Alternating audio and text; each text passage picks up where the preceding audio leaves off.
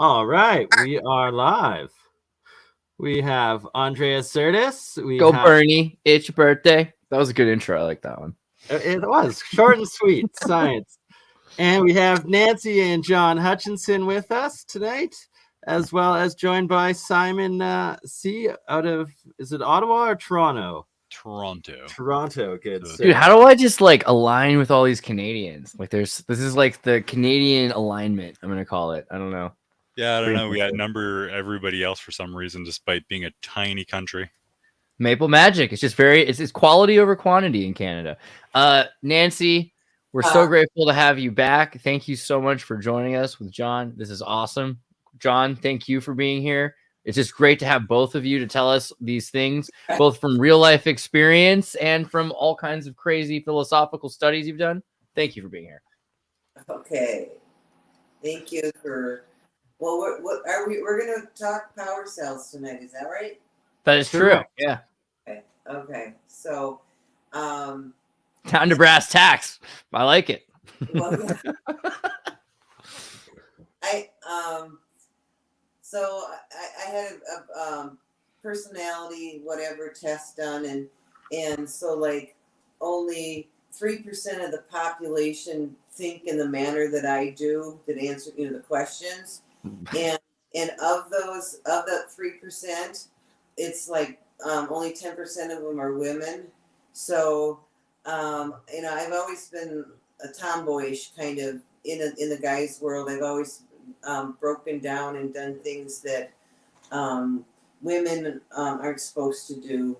So because that's the guys' stuff, But well, it's 2022 going into 2023, and we don't believe in, I guess. I don't believe in any kind of restrictions from any ride, personally. You get on whatever ride you want to get on. I'm from Disneyland. They're telling me they're going to tell you can't do something. The main thing about you is you're willing to do stuff. That's hilarious. They're trying to tell you that certain kinds of people aren't supposed to do certain kinds of things, and you're doing it anyway. I mean, you're doing incredible stuff. You're not doing crimes. Well, and that's, when I met up with John and stuff, I was, show me your stuff. And I didn't realize it until we were just talking that he didn't have, when we met, he didn't have his entire lab for Hutchinson effect. So you sweating bullets. You're going to go down the Gulf of Mexico and you don't have, and we're trying stuff with the equipment that he had there, and there was nothing happening because we had created our own oil slicks and all this kind of stuff. And it was when we just came up with, hey, I got these tones that we've been using with the power cells. And I kept these tones, and I had to bring this file, and I had this laptop. And so we ran those tones, and instantaneously the oil was transmutated. We put the tones through his system, and those tones basically replaced a lot of the equipment that was missing from Wow. This is becoming up a lot, the idea that sound or sonication or whatever, because we don't understand, sound might just be the reaction to something going on, this phenomena, right? We were looking at these kinds of worms that can only perceive, they have the cochlear where the bone would evolve, and they have what is eventually to become an eyeball, but it's like only able to perceive certain micro frequencies within ultraviolet light and certain sound frequencies that we can't perceive, like higher pitches. And it's attached to their brainstem. So in general, it seems like we're so lucky we're hearing the sounds, but there's got to be something underneath it that's just broader and more impactful that we're not even recognizing. I mean, you're telling me it's changing the structure of the oil? Oh, you don't know what happened in the Gulf of Mexico when we were down there? Dude, tell us what happened. Ma'am, please tell us. Nancy, tell us what happened in the Gulf of Mexico. The BP oil disaster. Right. Yeah, John and I had been living together for almost a year. He had to go back to Canada. We had already done the flagpole thing once, go to Canada, come back every 6 months kind of a thing, right? So, and BP oil disaster had just happened. And I asked him if he could transmutate metals, and make them into something that's BurnEye, let's pull up this picture to show people. Yeah, and I said, can you take something that's all screwed up and make it better, like the oil slick thing? So Wow, that was one of the craziest oil slicks, right? It was like millions of gallons, something insane. And when they looked to blame people, the entire board were just a bunch of dead names, right? And they had no one to be culpable for what they have done. Oh, it gets better. So, I mean, So anyway, in John's lab, had this O-scope set up, and we videotaped this. And John was nude at the time, and I had to keep saying, "John, move your legs so you don't show your shit," And so, but we had all this different waters, and different clean and polluted, and from we had actual water from the Gulf of Mexico with an oil globby thing in it, and so we took the readings with these long silver tube things. What do you call those suckers? Oh, yeah, radar unit. Yeah, but what do you call them? Anodes or something? What do you call those things? Yeah. And put them in the water and picked up the frequencies in the water, and they were like, in the one with when he hit the one with the oil in it, was like off the chart of the O-scope. It was like crazy bad.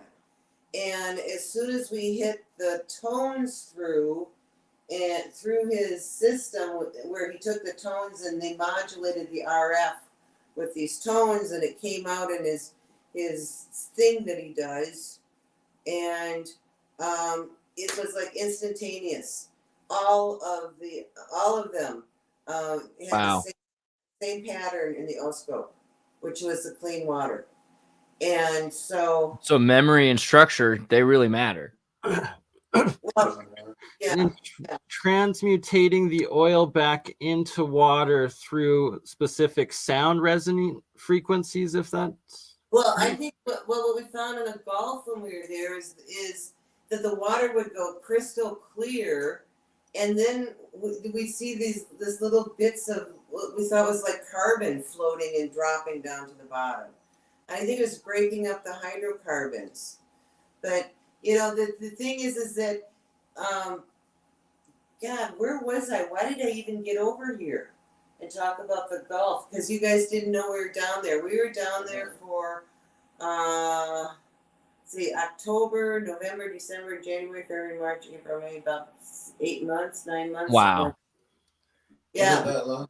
Yeah, and we went from beach to beach to private citizens and just plugged in the equipment and cleaned up. And, Amazing. And there's a current that goes into the Gulf of Mexico, and it makes a loop current. It goes into the Gulf, and then goes around Florida, and then shoots its way back out across the Atlantic and goes to England. And that loop current, because of the level of pollution, whatever, it had stopped. It had disconnected. It was no longer going into the Gulf. And I got onto NOAA's site, and I was able to find where their data was concerning any of the currents in the Gulf. And basically, the Gulf of Mexico had turned into a stagnant swamp. There was no current happening in the Gulf of Mexico. And I tracked when we were there, when we went on location, within hours, there'd be a little bit of current right next to where we were that was starting in the Gulf. And then we'd go someplace and there's we'd go another spot on the Gulf, and there'd be like now 2 currents. And then we'd get in the middle, and then we'd wrap it, it started to wrap then along like a crescent along the Florida coast and Georgia and where Louisiana up in there. And I was in touch with a Navy colonel about the situation with the loop current and stuff, and I said, "Watch, I can see it. What we're doing up on the top of the Gulf here, Amazing. it's pulling in the loop. You can see it, and I tracked it, and I called it what day it would connect, and that was the day that the loop current reconnected, and it connected right up along the coast there where we had built that line of currents, and it got up there and it wrapped around Florida, and 3 days later there was oil on the shores of England, courtesy of the Gulf of Mexico BP oil disaster. And so you're saying by putting some RF frequencies into it, it seemed like you were able to get the oil back into water or purify it, break it down into carbon and its more basic structures. Yeah, well, the Coast Guard was it the Coast Guard? Yeah, the Coast Guard have, for 50 years, if they have a fuel leak or something, they're supposed to hit it with high frequency radio waves in order to break up their leak that they did. They've known that for years. I don't know.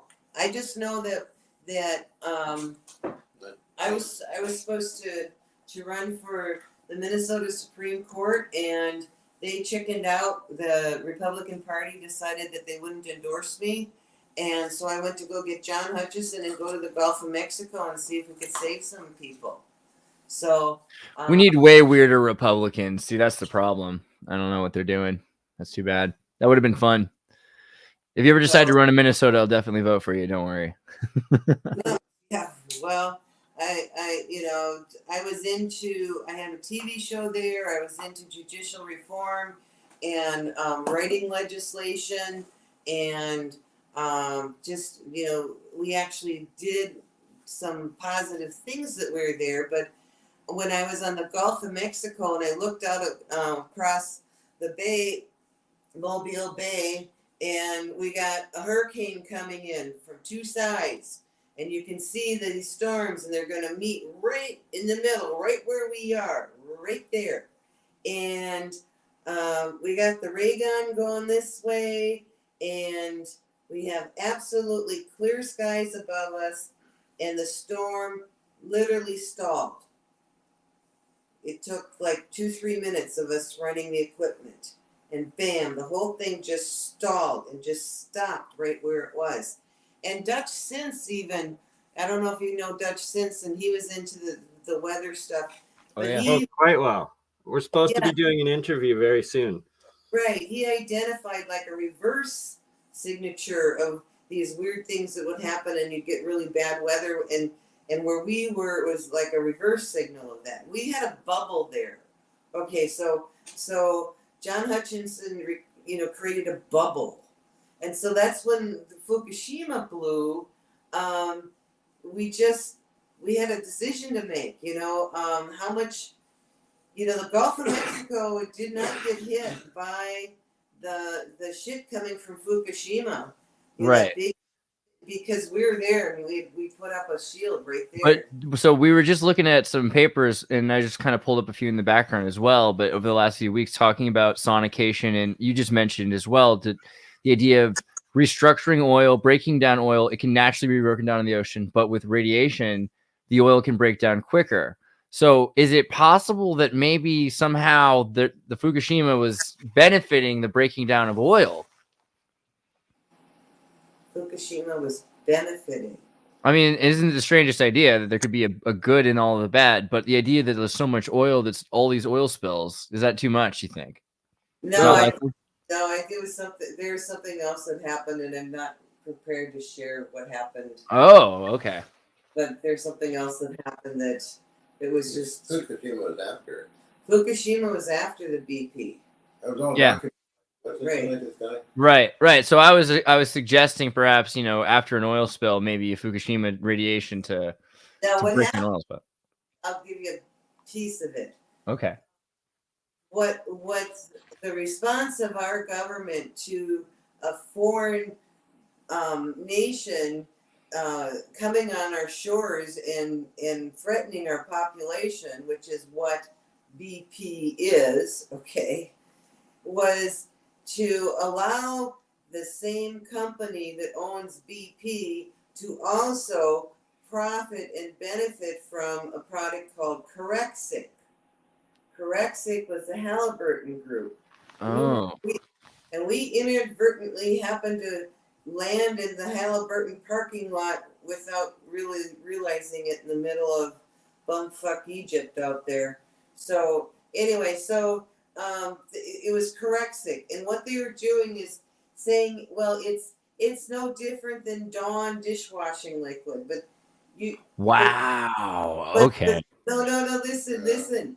The fishermen are not allowed to use Dawn dishwashing liquid in their boats because it's so hazardous. Okay. All right. So what it does is it breaks down that the surface tension, and it makes water really sharp. So people that were getting sprayed with this Corexic, and we knew somebody that had happened to, they died because the water was piercing their cells, and it was drowning their cells from the Corexic. My God. So. And there's pictures of this stuff here. Bernie, pull this up. Yeah, I mean, not that I didn't immediately believe you anyway, because that sounds way more logical than any of the nonsense I heard on TV at the time. But here is the evidence for what Nancy's talking about. Here's Corexic right here, EC 9500 from the Environmental Protection Agency. Here's some pictures of some really, good guys, I'm sure, dropping, just getting paid to do their job, dropping what is probably at least as bad, it sounds like, as detergent, like dishwashing detergent, which, so imagine you're a bird. I'm just saying. One day it's an oil, and then the next day it's oil on fire, and followed by that it's like literally Tide detergent. That seems like the worst possible weekend, Yeah. So they were trying to make money off this, and they didn't want actual solutions. Okay. Right. And I mean and so I mean, there were different, the Navy was getting a hold of the Coast Guard saying, what the hell are you doing? What the Hutchinsons are doing is working, and it's not hurting anything. And the Coast Guard said, fuck off, we do whatever we want, we're under the president, and you can't tell us what to do, and we're going to spray this shit. So wow. That's big. And I actually have that without the profanity in it in emails between these people and with us. So anyway, so Fukushima blew, and so we decided to work on the issue with the radioactivity, and from the tones that were used on the Gulf of Mexico, we started working with radioactive samples and testing the radioactive samples. I would set up these tones and create a feal. What? Give them the slides here.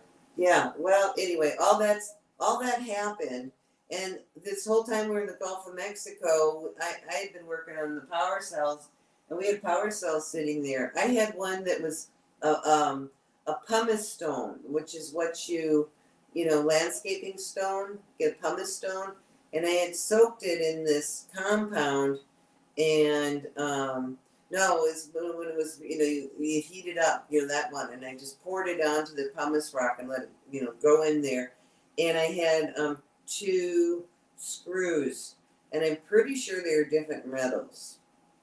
I'm pretty sure I had 2 different metal screws in them. You sure? Or you think it was one the same? I don't know. I don't remember. I did take a video of it. Yeah, I've got the video somewhere. But we got power from the rock. You could clip on each screw, and there was some there. There's 0.2 volts or something like that. That's not bad. Off of the pumice stone, and what had you added to it?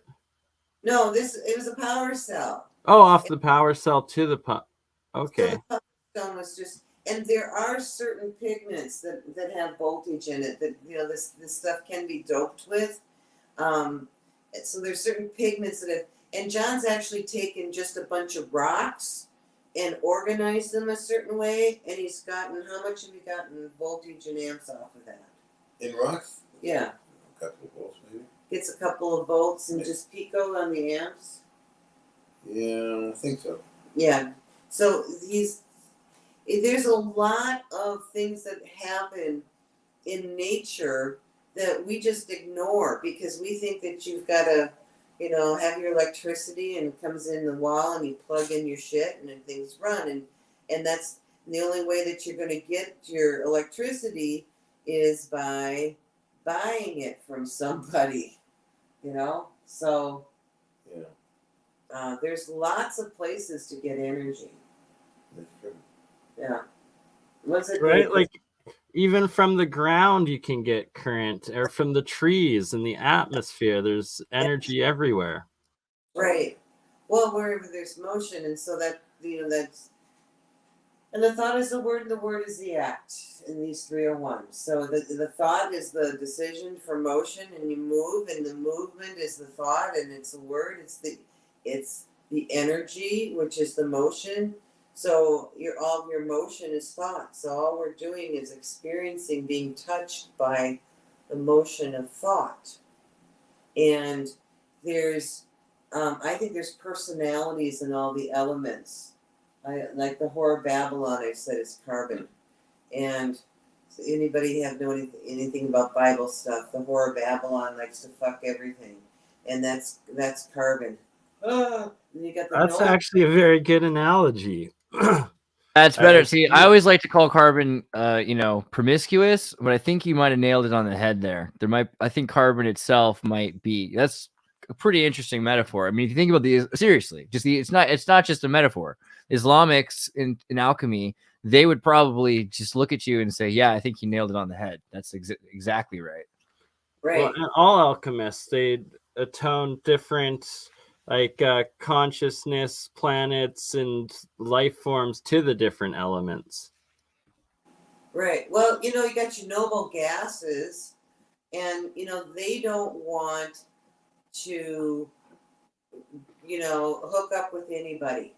I mean, they're the absolute, hermit. Get away from me. I don't want to be around you kind of personality. But you can light them up if you hit them with electricity, which is interesting. So if you hit them with a thought, okay, which is electricity, it'll light up the noble gas. So it's like, all right. So those people that are hermits and stuff, if you hit them with a good thought, that'll light them up. Mm-hmm. Well, our thoughts are literally electricity. Yeah. So.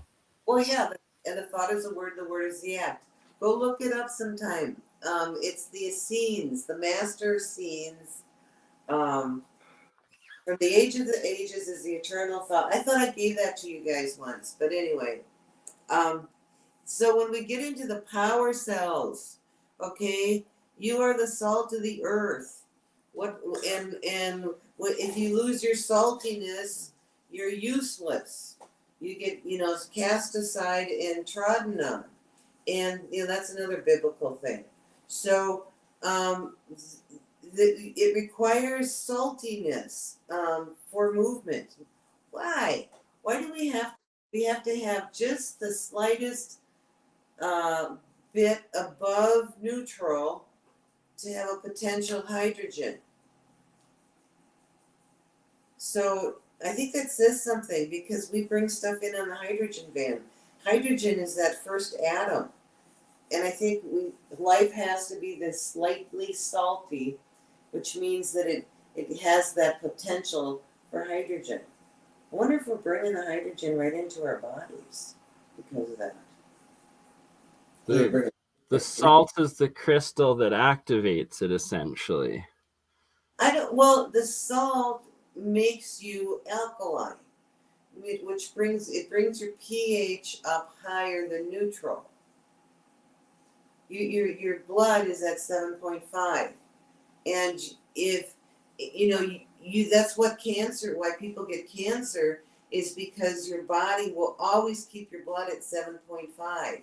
And if your tissue is if it has some alkaline in that tissue and your body needs it to keep your blood at that 7.5, your tissue is going to turn over to the acid side, and that's when you get cancer, because cancer is acid level, and if you go alkaline, then the cancer can't replicate. So the salt is what keeps things moving. And it just goes to show why the alchemists of old put such importance into the salt aspect of these reactions. Yeah, well, salt was more valuable than gold at a certain time. Salt was really, really important. That's where the term salary comes from, and the term any person worth their salt. Yeah, that's the Roman soldiers got paid in salt. That's where you're right. That's where salary came from. So that's it's the buffering of an acid. An acid can go crazy, but you get too alkaline and you can eat the shit out of stuff too. So I sent over that chart that showed things, right there. So and it's interesting because there's a galvanic corrosion risk on certain. Oh, do you see the rest of it? Do you guys get the rest of it, or only that? Because it's actually says what they are. Yours doesn't say that, huh? No, maybe I should. No, it doesn't. It looks like it's a little black and shaded in the it's transparent. corrodes, magnesium and alloys, zinc and alloys, aluminum and alloys, cadmium, steel, carbon, cast iron, stainless steels, lead, tin and alloys, nickel, brasses. If you open it on a not dark mode window, it'll look okay. Gotcha. That's what it is. Okay. Sorry, that's how they get you. Computer and still. Don't be sorry you got a new computer. This is the best part. I mean, now that you know how to use it, it's like a gun. I mean, what? It's a tool, not a gun. Guns are tools. See. There was also, oops, oh dear. But don't point your laptop at you. This there one we go. See. Okay, so with this chart here, Nancy, is this the potential difference in volts between the metals? Well, yeah, this is your electromotive potentials. And so you see a lithium all the way up there. That's why people like lithium batteries, because they're gonna go on the other end of the chart and put something in there. And I'm just wondering about that galvanic chart. What is going to be corrosive with lithium, and that might be what's causing all these batteries, these lithium batteries, to blow up, is they're not even reading their own shit. Sounds like modern science and technology. So it's that you want to combine like the lithium, the potassium, strontium, these ones at the top with the high negative potential, with ones on the bottom, such as the gold, palladium, platinum, silver, for the largest differential. Right. For the sake of ease of handling, I tried to get some lithium in sheets, but I didn't. It's problematic. So for production purposes, all that stuff is problematic. But you go down to aluminum. So aluminum's at a negative 1.7, and so aluminum is something that I used, and that was my negative on a lot of the stuff. Like I'd go copper aluminum, I'd do silver aluminum, and when I did silver aluminum, I was getting over 2 volts on you saw that little screw. Yeah. Right. So it's that you're using the negative ion metal as your cathode, and then your like soft metal, noble metals like the copper, silver, gold, platinum as your anodes, and then you're adding up the difference between the two, and that's what gives you the voltage in these crystal batteries. Correct? That's generally so. Yes, it's generally so. So when you get something that's okay, where's magnesium on there? Because I use magnesium. Magnesium is about minus 1.1, it says, so just a little bit below aluminum. No, that's manganese. Oh, magnesium, not magnesium. Well, they might be on a different list. Appears to be so. Magnesium is a hot little bugger. So this is the size. If you can look at it, this is actually this is the bigger of the screws. So, but you can see how small that screw is. I've got another screw that's half the size that I've also worked with. Oh, wow. So what we're looking at right here, this is the miniature version, essentially, of the crystal batteries that you've gotten down.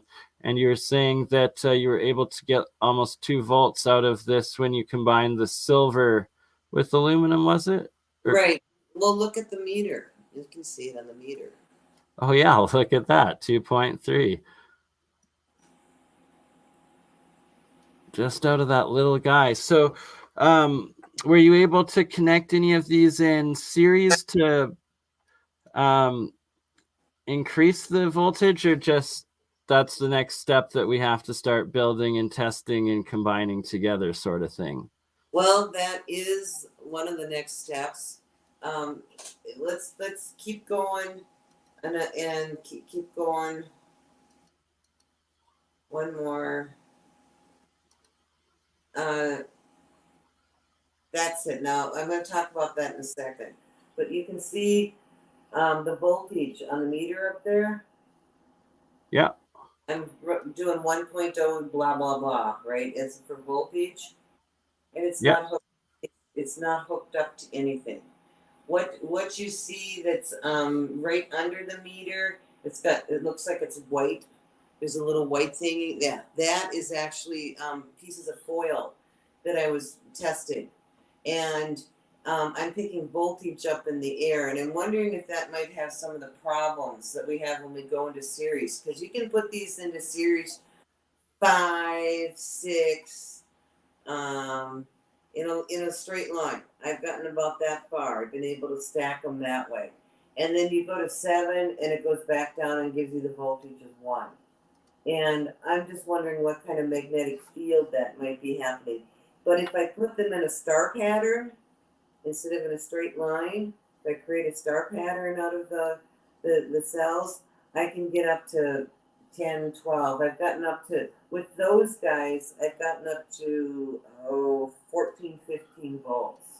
Wow. That's actually really impressive with something that size and that much voltage out of them. But it's pico in the amps, okay? So, I mean, if we could figure out a way on overcoming this magnetic field or whatever it is, this stray voltage that's just running around the stuff, because you can see there's stray voltage. You know, when you do your own stuff, take your meter and just see what kind of stray voltage you got running around the cells. And I've tried them in all types of different forms. That one is with foil. And then I've also tried to do a voltaic pile, which, again, you got the problem. You can only stack about 7 layers max, and then it goes down to, it won't stack the voltage. You're putting the stuff up in series that way in a pile. So there's something to do with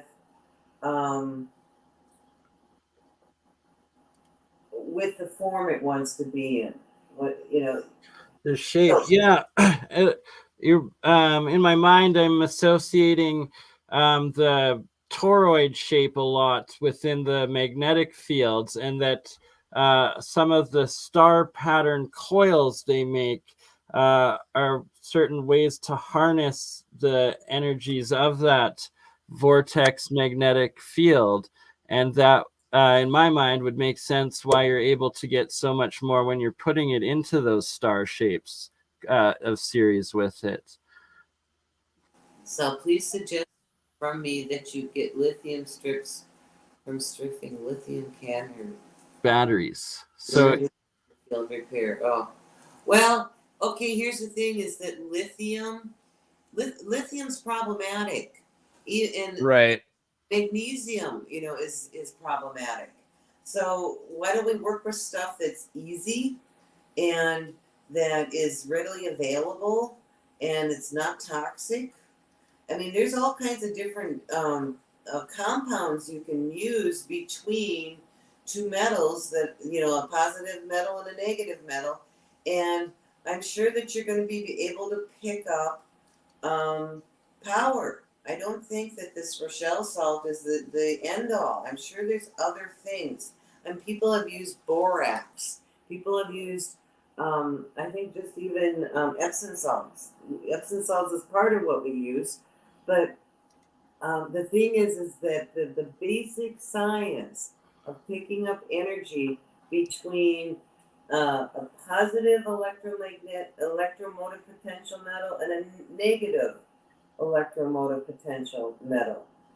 When you put a salt in there, like your blood, which is 7.5, and you got your minerals running around, which are actually those metals, that's what keeps the body moving.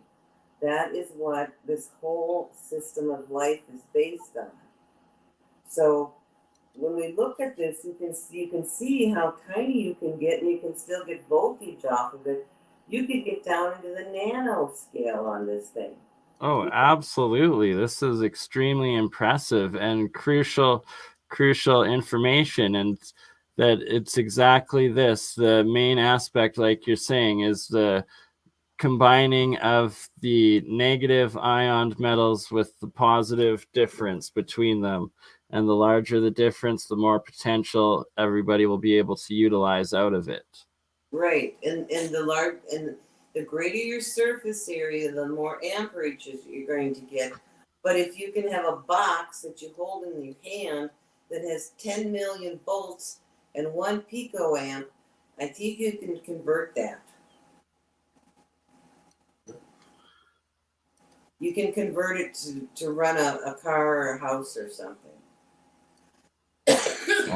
That is exactly what we all need.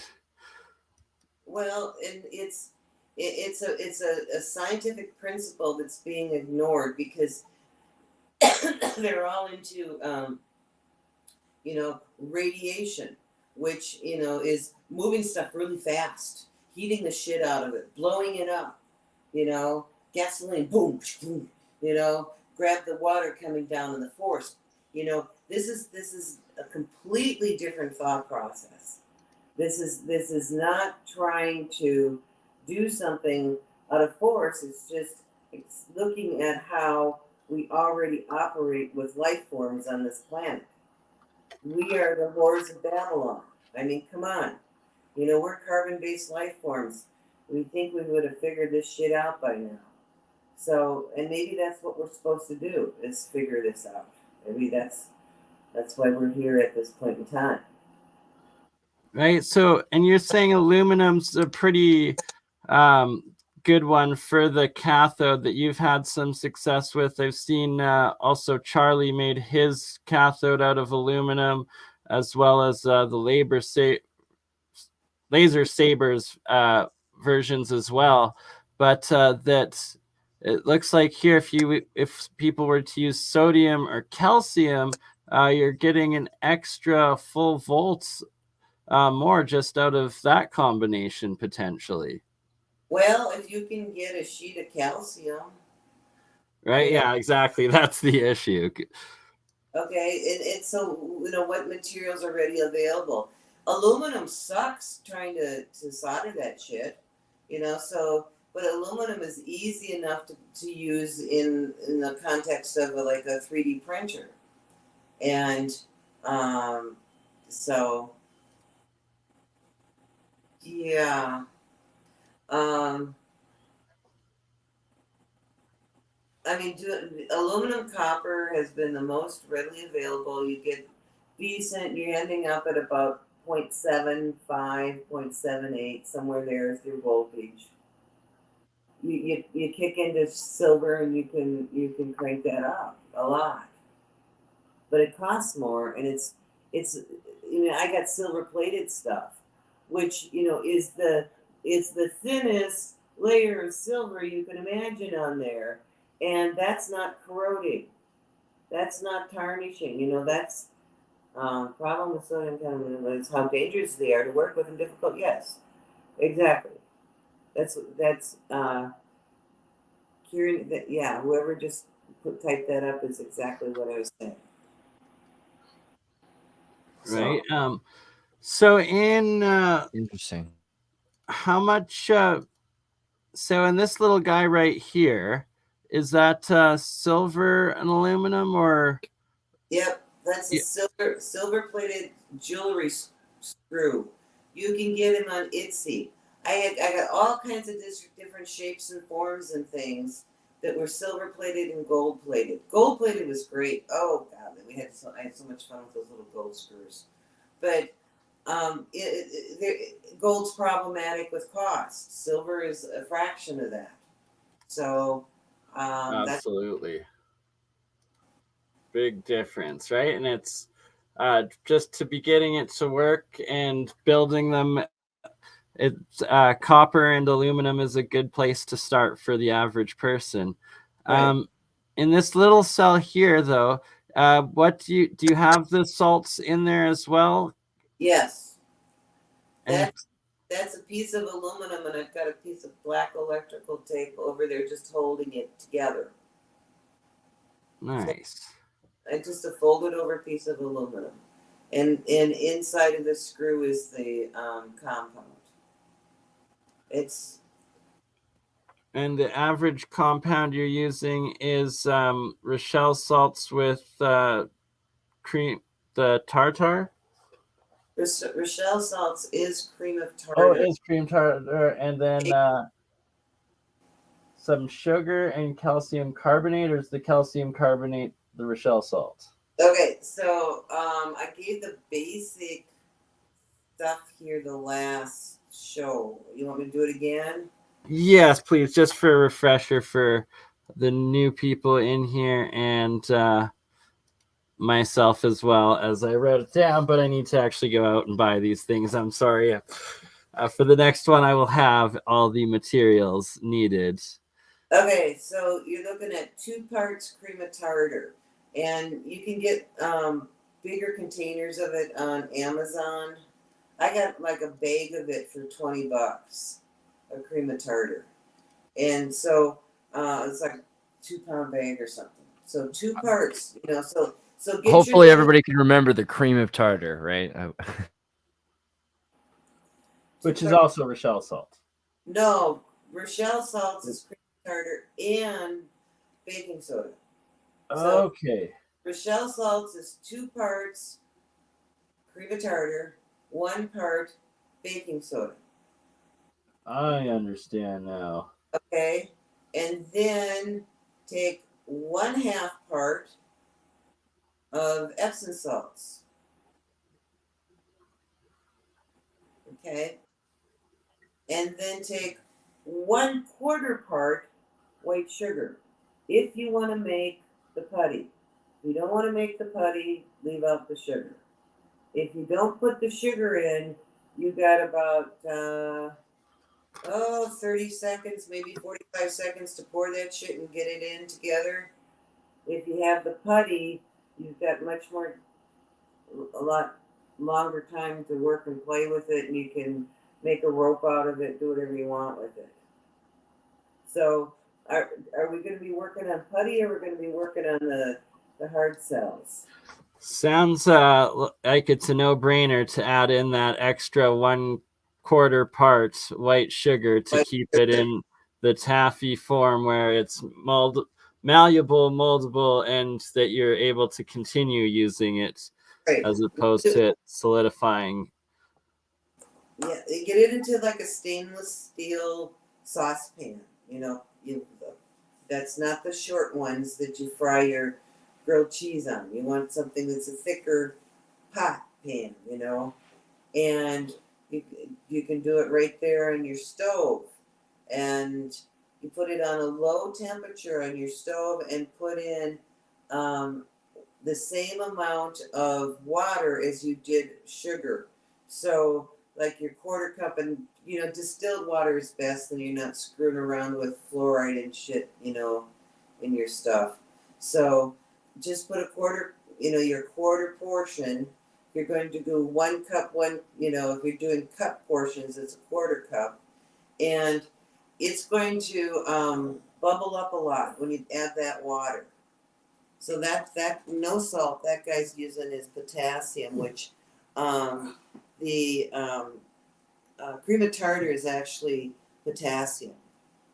So anyway, Bananas. So that's somebody else's stuff that they're doing.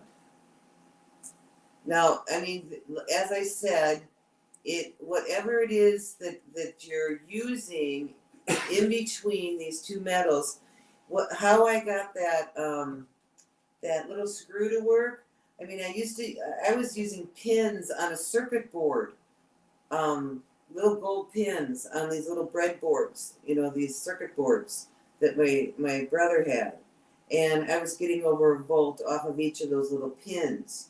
So I knew that was going to work, but when I came up with the putty, all you have to do is take that putty and you can make a little rope out of it and swing it around, whatever you got, and squish it in there and put your foil on it.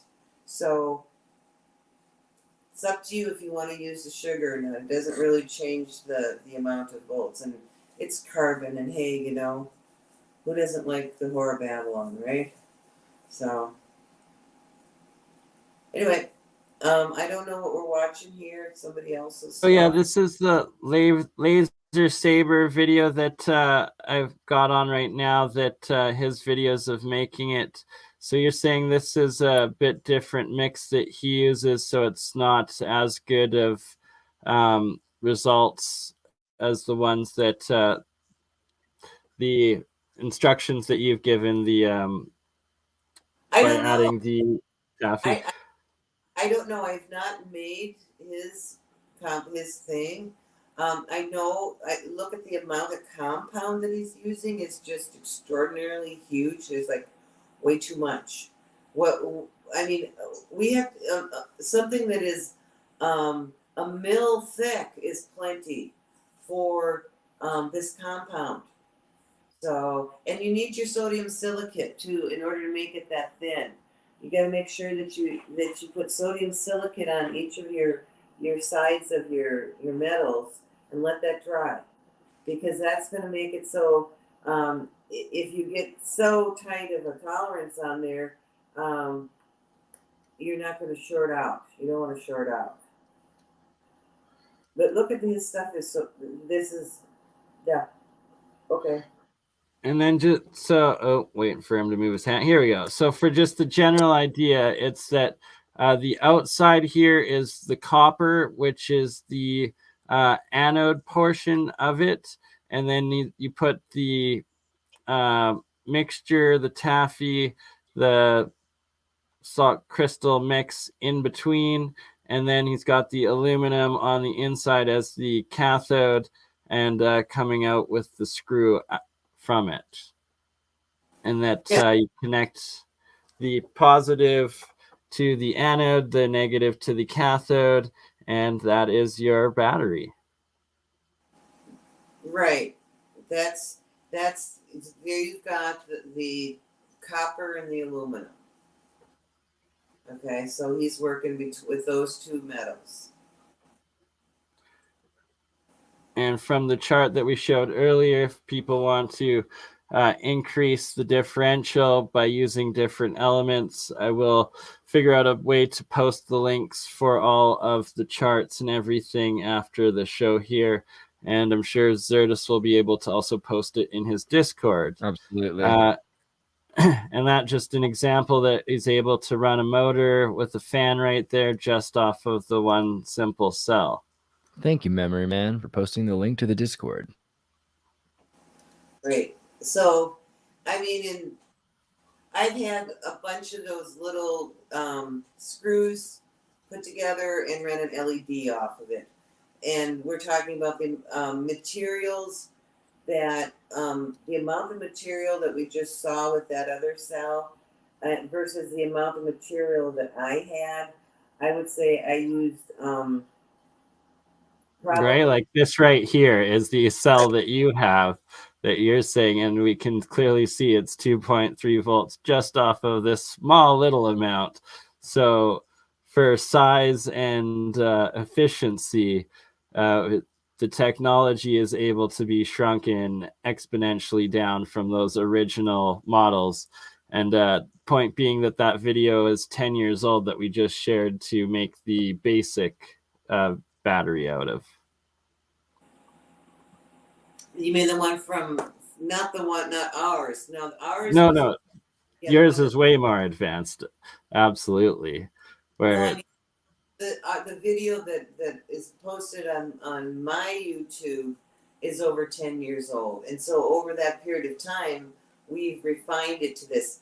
What you showed me with that other person's power cell that he created, that's like 20 years ago stuff that John was doing. So I think what we're getting into something that's more refined and that can be used on a mass basis. You look at how many people are going to spend the money to make that. What was that? A dog? EVL. Oh, the dog's playing back there. Okay. Mhm. So you know what, and we've talked about this before. People aren't going to make. How many of those are they going to have to make to run their computer? Right, those cells that we just saw that were the other ones. exactly, right, where it'd just be far too inefficient, where with the tiny what we have up right here, these little guys put into a compact series, you've actually got extremely useful potential right there. Right, but we have to overcome the issue of when we get with series. I mean, the other thing, we've loaded capacitors with one that was up the size, that was about, what was the one that you loaded that big capacitor with? How big was it? Was it this big or was it this big? Oh, that big. The power cell was, or the capacitor was that big? The capacitor was that big. And the power cell was only about that big. It was electrolytic count. Yeah, so he had a great big capacitor, and we had a power cell that was probably about that big, and a diode in it so that it made sure that it would load it, because I had tried loading them before, and they load them up and take them out, kind of a thing. So it wouldn't fill it. So John got the special diode on it. Was it a Galena diode? Did you have it? I think so. A Galena diode, yeah. And so we just let it sit, didn't even pay attention for it. I don't know if it was on for a week or a month or whatever. And John came over with a fork and went like psh, to discharge it, and he welded the fork. Yeah. Wow. Long time ago. So that's the other thing, is that these little guys, okay, maybe they'll only stack up to 8 volts or whatever, and just start loading these little bitty capacitors on these circuit boards, and just take them off the capacitor when you need it. I mean, there's solutions. Yeah, no, that's exactly what you're saying. There is the key to the evolution of this technology. You're bang on with that. So yeah, and I'm really sure that other people who've built these cells, they can't get them to play along in series past 4 or 5 maybe 6. I mean, if you know, I've done some tricks with them, like putting them in different shapes and stuff, and gotten to give me more in the series. But you know, that's the challenge before this group. You know, you make some of these and realize that we've got to get past the challenge with these. Can only go maybe 5, stack them up 5 in series. Then we got to do something like take some power off. The other thing is if you don't take power, they go quiet. We've had lots of cells that we've had sitting for a year or two, and you know, when we're using them, they're at 1 volt, and by the time you just and then down to like 0.2 volts after a year, and you just start taking amps off of them and build them up. They'll build themselves back up just by working them, which I think is really interesting.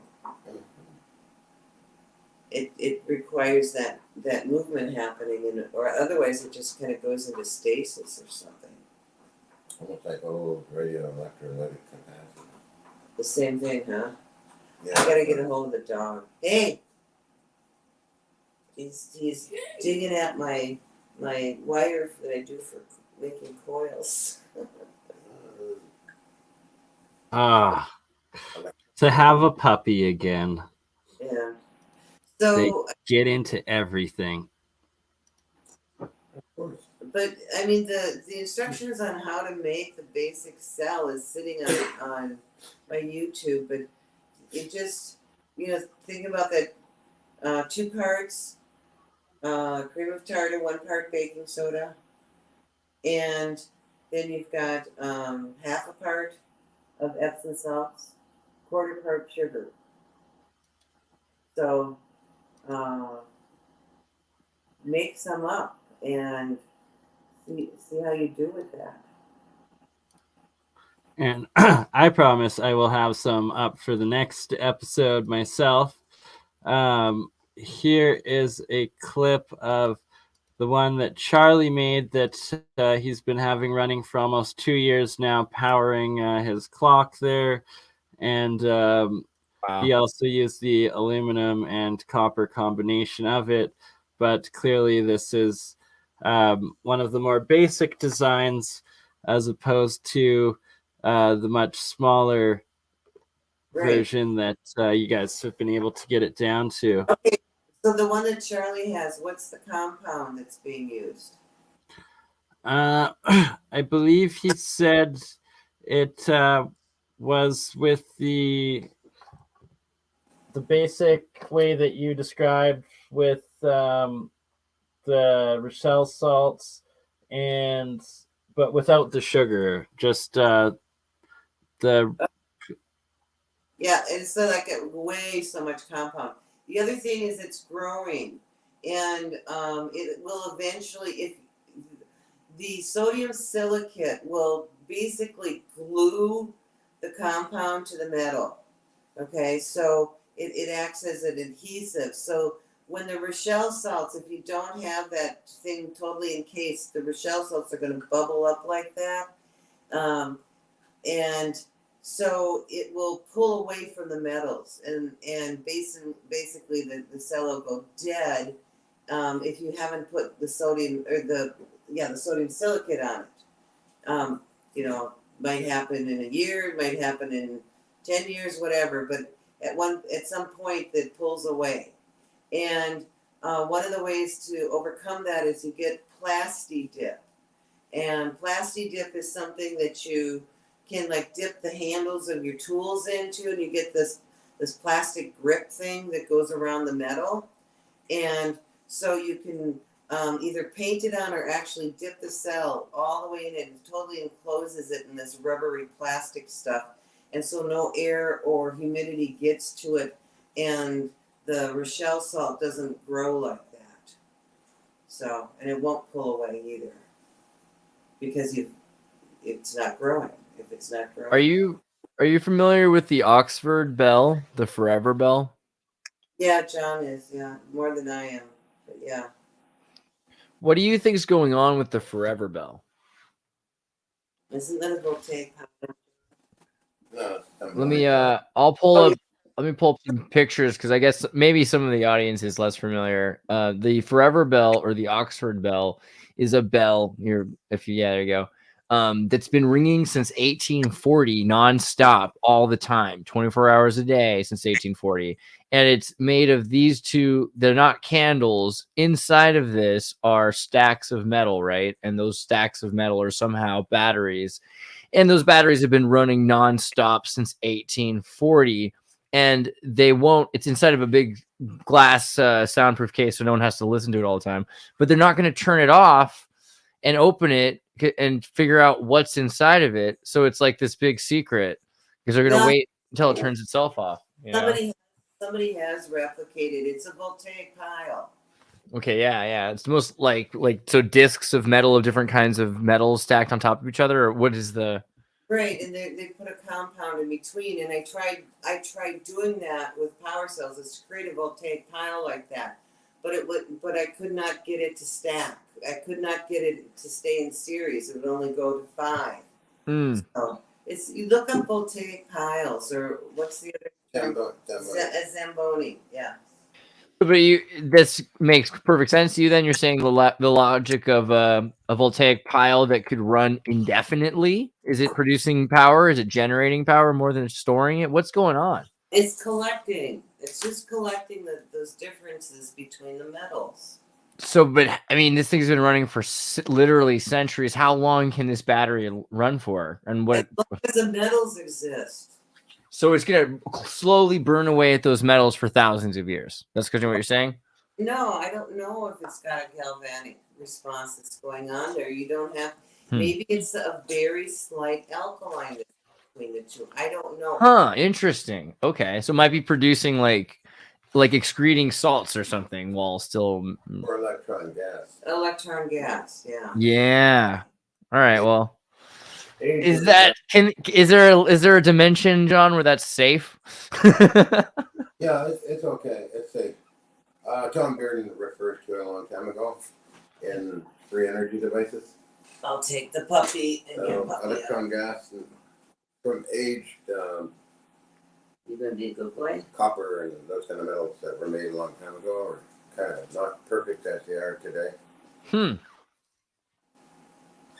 So in general, then electron gas, do you think that there's maybe, what's kind of the potential here if we're talking about these kinds of free energy systems? How long can they last? And what is the effect? If the exhaust is electron gas, what if the entire world's putting out electron gas, and that's in everybody's battery? Yeah, it could be. Basically the wiring at the time, so long ago, it's crudely made compared to nowadays where it's really refined. And Thomas referred to those devices producing, or the wire itself producing electron gas. He refers to it. Which probably is quite true, because I had to myself use vintage everything to do what I do.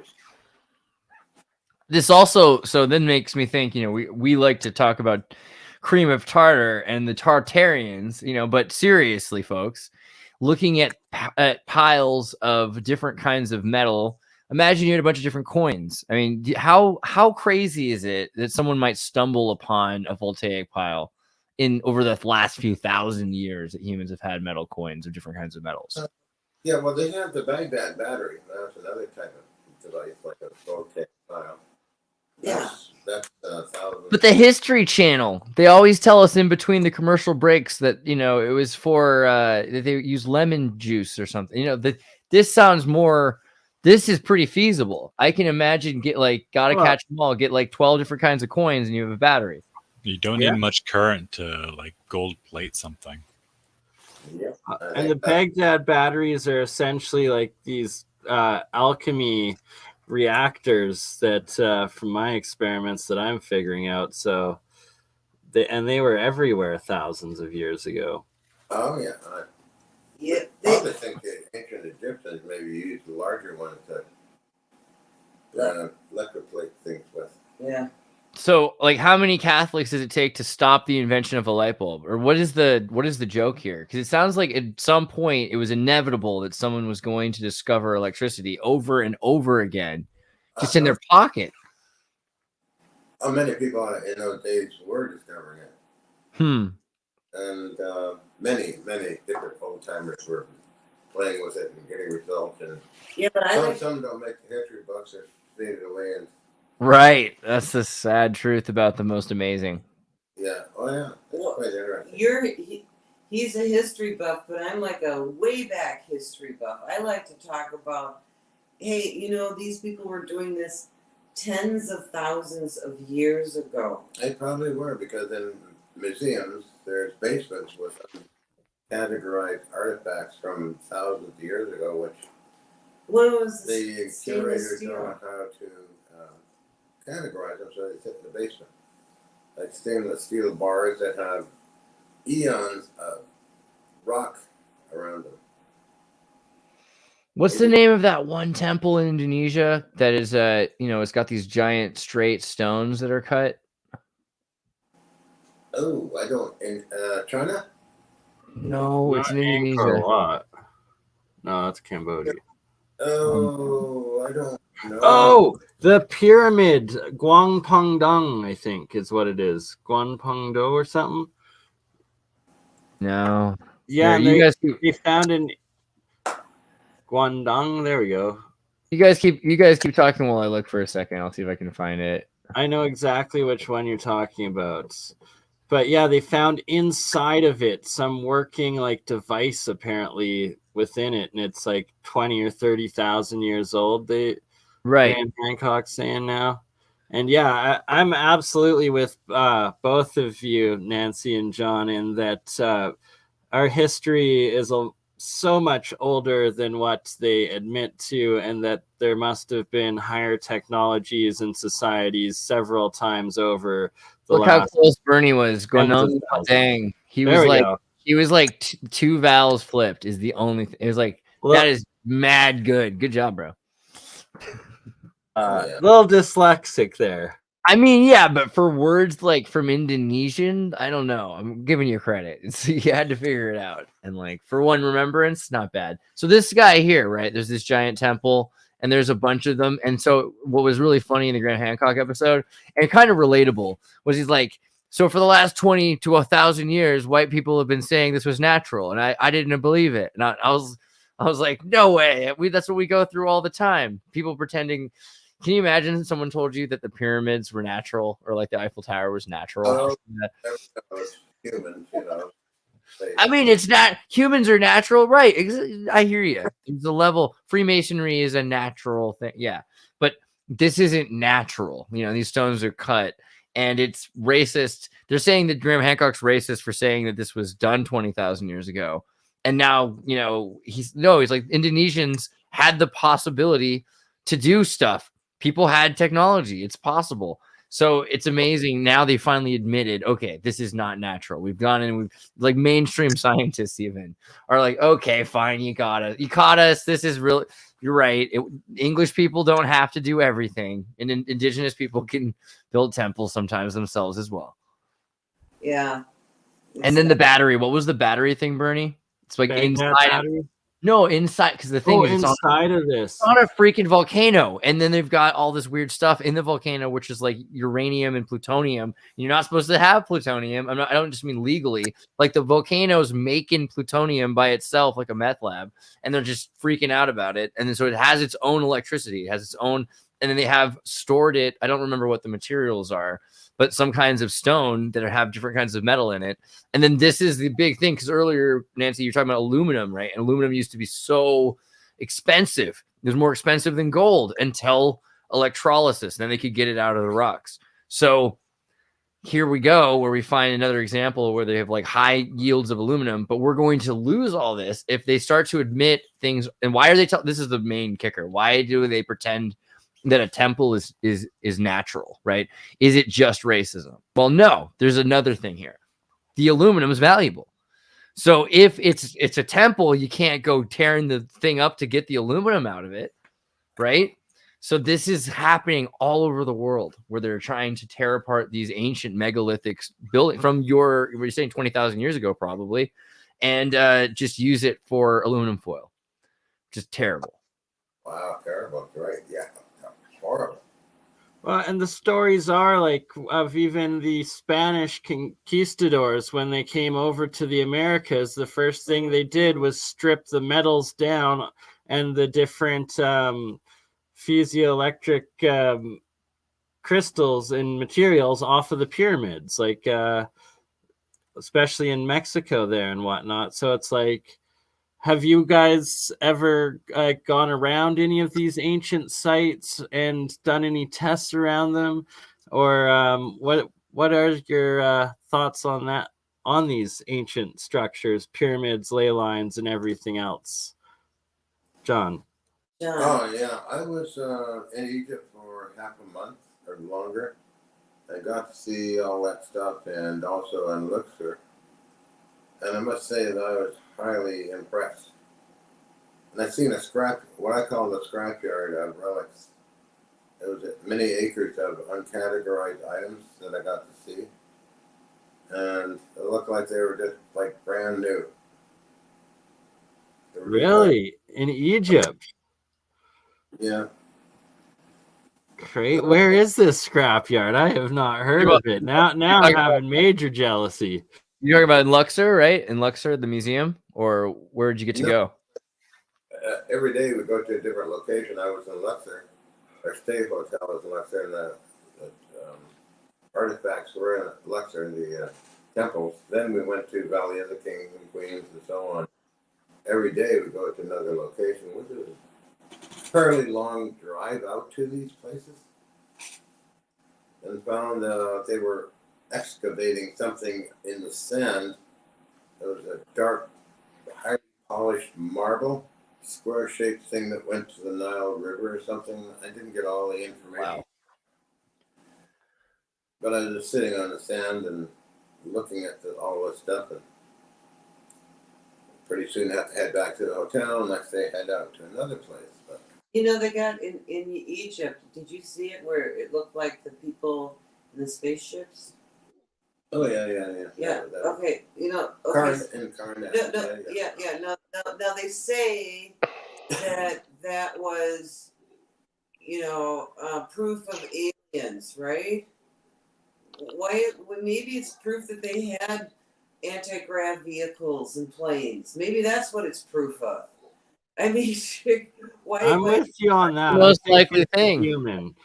Yeah, I mean, the funny thing is, so they're now doing excavations in the Sahara, and they're finding linguistic evidence that Sahara used to mean like bay or lagoon or like marshlands or something like that. And so they're like, that's not exactly desert. What happened? And so how long ago? Well, recently enough, it's still in linguistics. So they start saying, hey, maybe we look into ecological feedback loops, because then they started digging. They found that there's with the LiDAR, they found the Mega Chad and the Mega Congo, these giant super lakes, bigger than the Great Lakes, that are underneath the Sahara. Like, well, how long ago was that this thing was above the sand? And apparently there's whale bones and everything else. It's looking like within the last 1,000 years, probably within the last few centuries, we had a major ecological change and a lot of feedback loops that led to Middle Africa becoming desert when it used to be probably hyperpopulated. Maybe not to like today, but it was more there. I mean, around all of these areas that were water. Hey, what's up, Mike? How's it going? Hey. Just going on my Atlantis kick. Anyway, we got it. There's a lot of people that used to live in the desert, and it wasn't a desert. What have you been up to? I just got back from a dinner party. Oh, legit. My wife's aunt's birthday, so we went out to dinner tonight. So very good. I saw last time you 3D printed the case. How'd the case go? Does it fit? Pretty good. Yep, fit perfectly at about maybe less than a 1/4 inch, clearance for the wheel. So it was perfect fit. That's just not here, though, right? You're at another space right now than the garage. Yeah, I'm in my bedroom right now. No worries. That's good that you separate the two, I think. Yeah. Well, yeah, I try to keep steady and keep focused on one project at a time, right? Yeah. Sometimes people like to jump around all over the place. I try to stay on one project and stay focused on it. So I've made some big grounds in the last 6 months. So I'm getting ready to loop it. I hooked up my my oscilloscope to my laptop now, so I can start recording all the waveforms that are coming off the piezos. Seeing So like the how are piezos. you? Did you tell us last time the software you're using, or is it the same software that what's his name? Adam Space Case. No, was it Adam? I thought it was Chris. Oh yeah, he's using something totally different. My whole Adams motor is analog. Sweet. So how are you measuring the sine waves? What do you the sine wave? I'm using a Handtech oscilloscope, and I got it hooked up to my laptop, so now I can start recording all the waveforms and everything that's coming off. I got a shunt hooked up now, so I'm gonna do some testing on it this weekend. Sweet. So, yeah, I mean, I was looking. So do you have just like a simple, like the 2D 70 or whatever? No, mine's the DSO 3D 210, I believe. Okay. It's pretty new. It's only about a year old, not even, maybe 6 months old. So it's pretty up to date. Again, the D, what is it? DSO. Here, better yet, let me get it for you, and then you can see it. Yeah, It's actually talk about 3D printing, are you? This is pretty interesting stuff. I mean, like, even if you're just into like synthesizer music, you probably want an oscilloscope, and the kinds of stuff you can do with an oscilloscope to check your signals on your batteries and everything. Well, definitely oscilloscope. My bad. But John, Nancy, do you guys want to talk about the equipment you have for oscilloscopes? Because I've seen John's got quite a few in your shop there. It's got the old tube ones. We got funny feedback on somebody. This is the one I got. Oh, that's nice. Your oscilloscope might be something to look at putting when you're putting guys in series. Hook the oscilloscope up to them and see what happens when you like cross over that 7 or 8. It jumps back to 1. What if something happens on the oscilloscope? That would be good. Well, I'm like on my setup right now. I'm finding the second I hook up the piezos into the circuit, there's a dramatic change on my reactive power. So it seems to jump up quite a bit, like going more than double the power output the second I hook up the piezos. So it's a very dramatic change in the waveform too. It seems like it's making the waveform wider. So like the actual pulse width is not just a transient spike anymore. It's actually it goes wider, and it also has a big ripple at the bottom. So it shows like there's some kind of like a feedback happening after the initial spike. Now is that what he's talking about, the piezo? Mike, I'm muting you when you're not talking, just as there's crazy feedback there. Sorry, Nancy, please continue. Well, okay, so the piezo he's talking about, is that a power cell? What is it? Here, I'll show you. I got one right here. They're just the little wafers. Oh, the little wafers. What I was saying, hook that up to the power cell, because piezo, and we're trying to figure out when we put these in series, you can only go so far, and right, exactly. Same with the Adams motor. As soon as I go past 4 of them, it doesn't really make any more gains. So there is a limit. Yeah, you're definitely right. So when I put it but it'd be interesting to put it on the oscope, and as you're building it, in the series there, to see what changes happens in the oscope. Oh yeah, there is a change. Oh yeah, the bandwidth, the width of the transient spike when it goes up, instead of just being a straight spike up, it's actually elongated on the linear. So it's going wider, and at the bottom when it should be diving down, I got like this wave, and then it curved. But that's your little piezo disc that you've got. I'm talking about a power cell, because power cell is going to have a different form to it, and you're going to be drawing power off of it too, and see what happens. Well, take the oscope, when you're not drawing power off of it, and then when you do draw power off of it, see what happens. See what you're saying? Yeah. Yeah, I can definitely try that out for sure. Yeah, that'd be good. Yeah, I made the carbon graphite magnesium cells, and they work really, really good. All you need is just a little dab of water on it, and the second the air hits it, wow, the power just go. I get about 1.6 to 1.8 volts per cell, and if I dead short them, they maintain about 75 to 100 milliamps of current, and it actually holds it. It doesn't drop. Yeah. So I found that kind of interesting too. And you're using 2 different metals there? What are you? Yeah, so I got the carbon graphite rod, and I put a separator. I just literally used paper towel, and then I spiral the magnesium strip all the way around with maybe about an eighth of an inch gap between the spirals all the way down. And then the center of the carbon graphite rod, I stick a piece of copper wire about a half inch in and a half inch out. So that would be your anode, and the cathode would be the magnesium strip. And yeah. And what's in your piece of paper is what's between the 2 metals? That's all? What, on the piezos? No, she means the paper towel that holds the liquid and is between the carbon graphite and the magnesium. Yeah, it's just the paper towel. Basically, that's the separator. And there's nothing that's saturating the paper towel? Yeah, a little bit of water. Just put a little bit of tap water or salt water, whatever you want.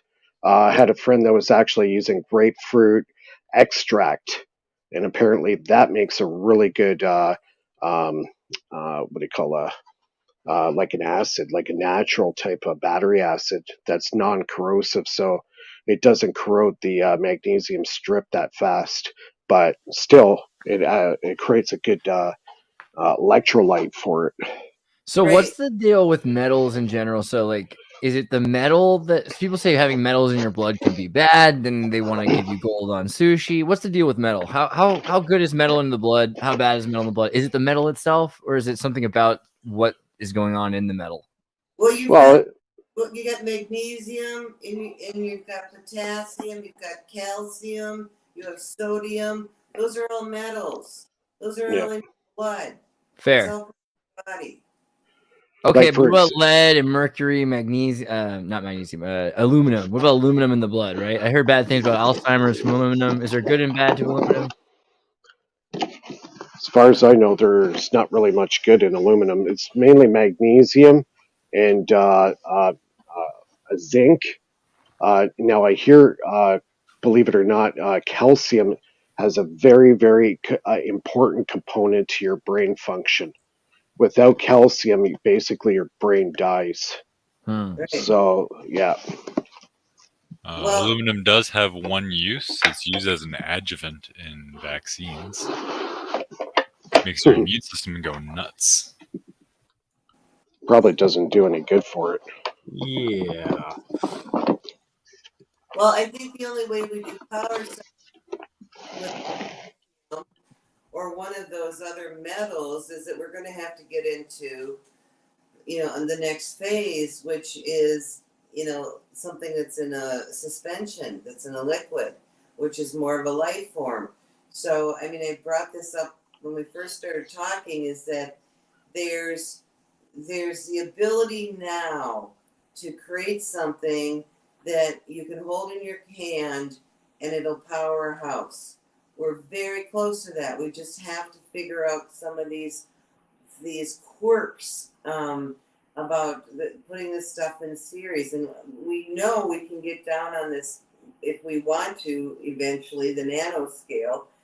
And maybe at that point we look at switching out the metals and making it in suspension instead of it as something that's a hard piece of metals putting together here, and versus something that's more fluid. So and then we create our own life forms, and maybe we'll go silicone based this time instead of carbon. What do you think, John? So. I mean, it's not unlikely. I mean, the whole reality will shift around energy and salts and crystal in general. But it is interesting because we think of metals as something that they're not, which is, and the same thing with glass or any sort of material, ceramic.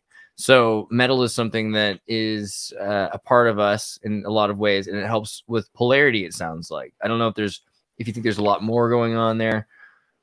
Oh, I think there's a lot more. Magnesium is one of those especially important things because magnesium is what gives you speed in your energy. It's what allows the energy in your body to move faster is the magnesium content. So, and most people are magnesium deficient. Right. Okay. Do you guys, is there any women here that take like hot baths and they put bath salts in?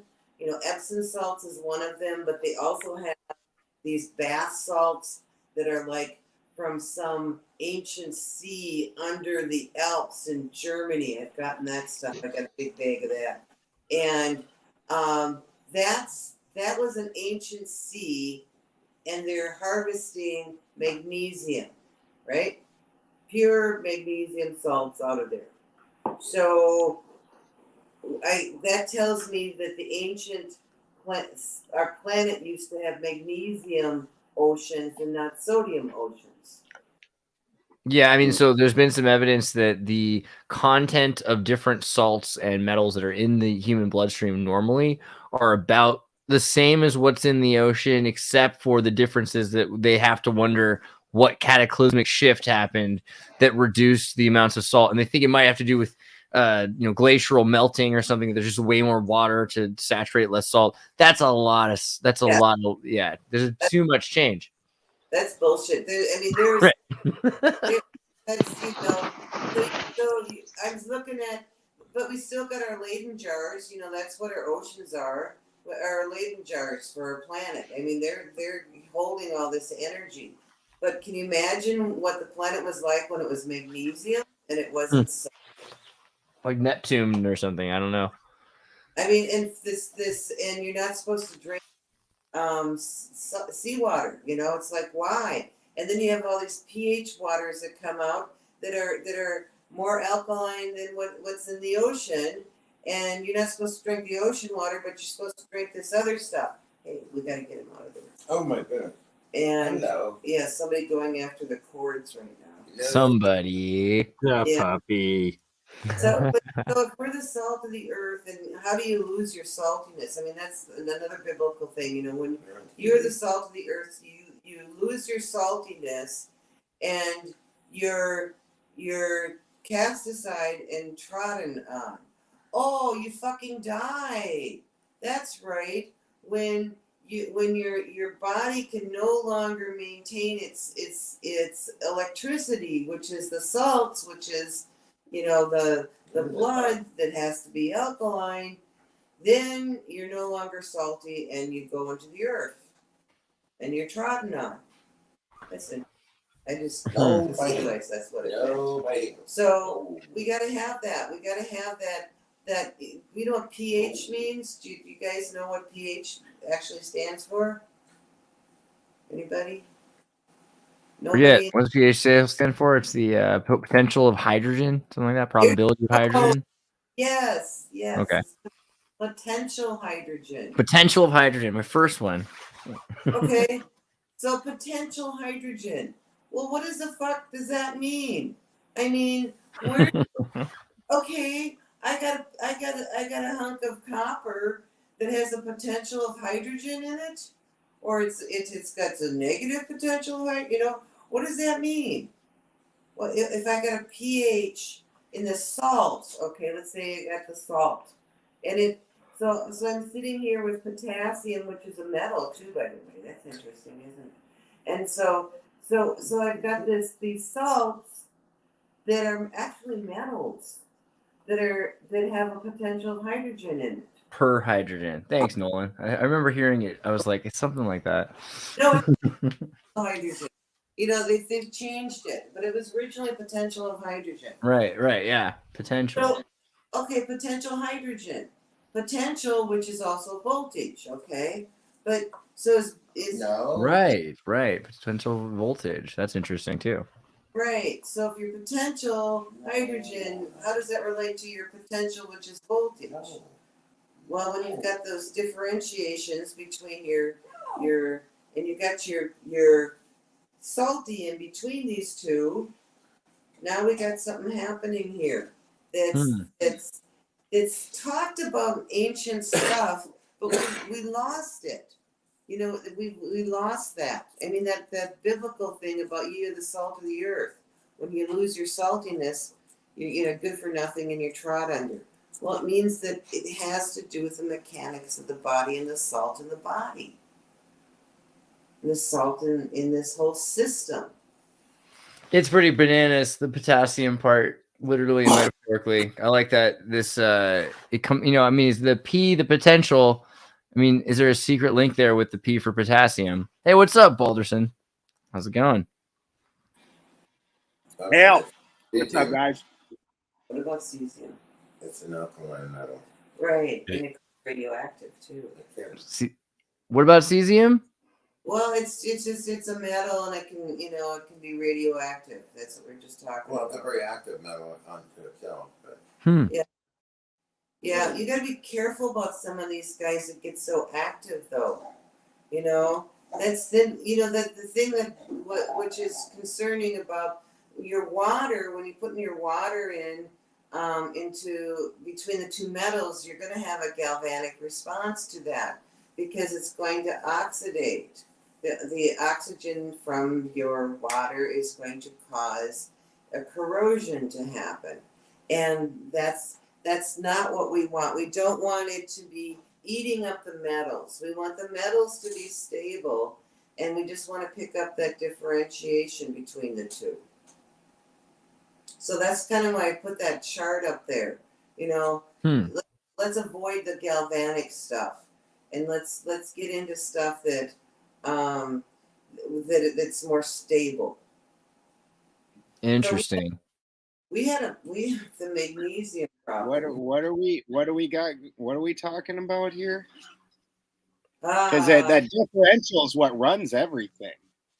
Is that differential and that movement back and forth between the two? Right. Do you want me to send you over a different one, or do you want to take the black out on that? Yeah, if you can just turn off dark mode. If you have dark mode on in your appearances, I forget how to use Windows, so someone's gonna have to back me up here. But if you go to I think it's right click on your desktop, you go to appearance, and then you can turn off dark mode on your system, and then your system will be light screen, like white instead of the dark window. You get what I'm getting at. I'm insinuating you can make your screen inverted, and then it'll be fine. The other thing you can do is probably open that picture in a. Did it work? Not yet. Well, maybe. Let's find out. Let's see. Maybe. Oh, I closed it. That's why. Or you could send it to me. Here's the waveform of the oscilloscope with the piezo's. You can see that big ripple at the end. See how it's still raised up? So without the piezo's, that ripple at the end doesn't exist. Here, just send the picture to me. Is it in private chat? What the heck? I literally changed everything to light mode, and it still does it black in the photo. I don't know what the heck. Okay, I'm gonna email it to you. Just send it in the private chat as a link to me right now, and I can open it. I don't have that. It's in different computers, so. Oh, good. Yeah, if you email it to me, I'll send it over. I'll forward it to Azertis right now, actually. It's a little better picture. So you can see that big ripple at the end. You got the big spike, and then it creates that ripple in the middle and kind of continues, then it drops, and then it continues the same cycle again. That's the piezos. And the other waveform just has the initial spike, and that's about it. That's good. What kind of piezos are you using? The ones I just showed you, those little wafers, 4 of them in series.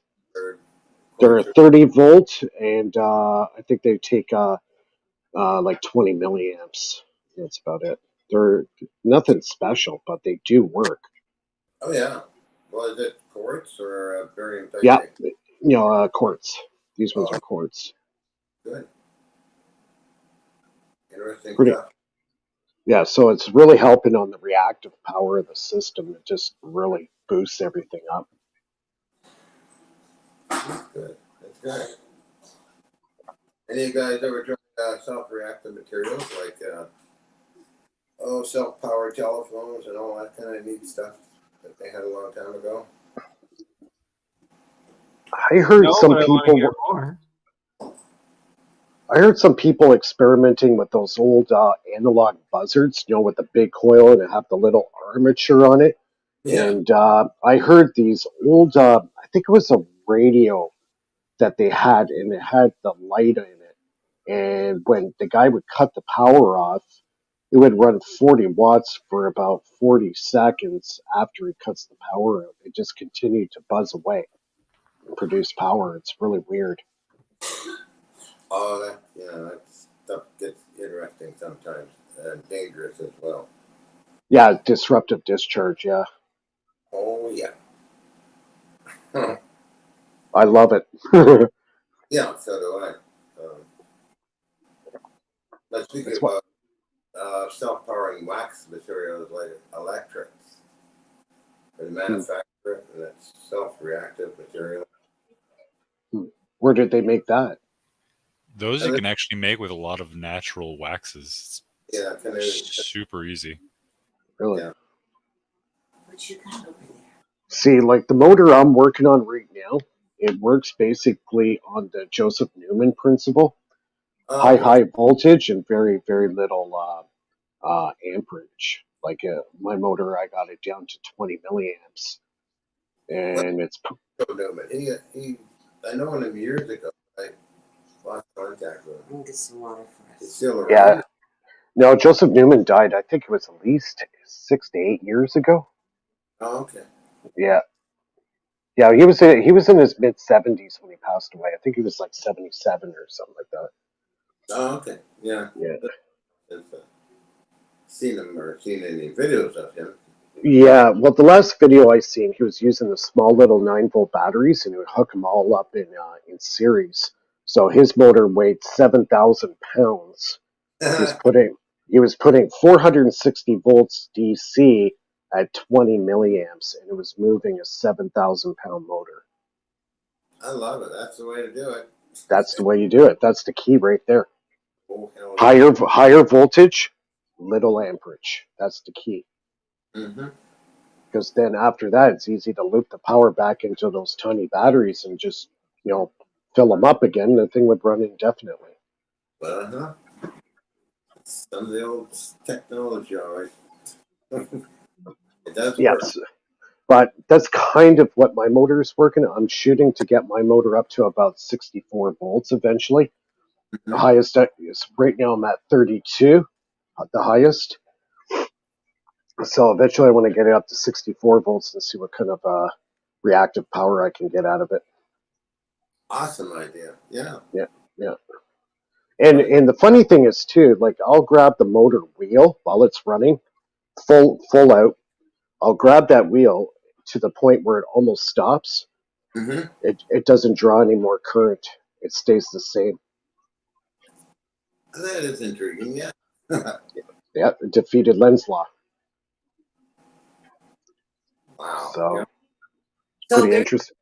So there's our chart is up now. And it's like, I just think it's best to stay over in the green zone and combining your different metals. because you don't want the galvanic action happening, and you don't want something that's too alkaline, and you don't want to have something that's got water in it, because the water is going to cause it. I've done that where I've had really wet cells, and there's too much water in it, and you got lots of power, but all it was doing was eating up the metals.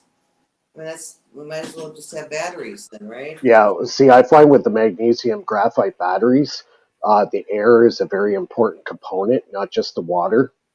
So the actual real name is a carbon magnesium air battery. So it needs the air for the reaction to happen. The excess water might actually be from your Epsom salts, because shockingly, the majority by weight of Epsom salts is just water. Right. Well, you cook it all up. What you're doing in this process is you want to get the water out, and I think the last time I talked about, how to, when you've got the putty, I have a stainless steel counter that or table that I'll just keep flapping, whacking it onto until it holds its form and I can work with it. But I've done it so much, I know at what point all the water's gone. That's something that you guys are going to have to just work on to know. Unless you have some type of a meter that you can throw in the stuff to see just how much water is still in it. I just cook really well, and this whole putty thing comes from saltwater taffy. Saltwater taffy is inert sugar. It's sugar that you add some cream of tartar to. So the sugar never recrystallizes. It stays, as a taffy. And I just went the opposite and added a little bit of sugar into the cream of tartar compound. So, I mean, a lot of the heavy lifting has been done on this. It's just like getting to that next spot of solving this issue with putting them into series, or just I think that the oscilloscope is a really good idea. Any way of monitoring what happens when you stack this up. And if you go back to, let's go to the next one. No, back one. No, we're just keep going to where there. You just there, okay? That white piece is foil. I was working with foil. Different layers of foil, and if you look at that, nothing is hooked up, and I've got 1.035 volts running in the air just around the cell. So it's no ground, just one wire. There's nothing hooked up. Foil? Oh, nothing is hooked up.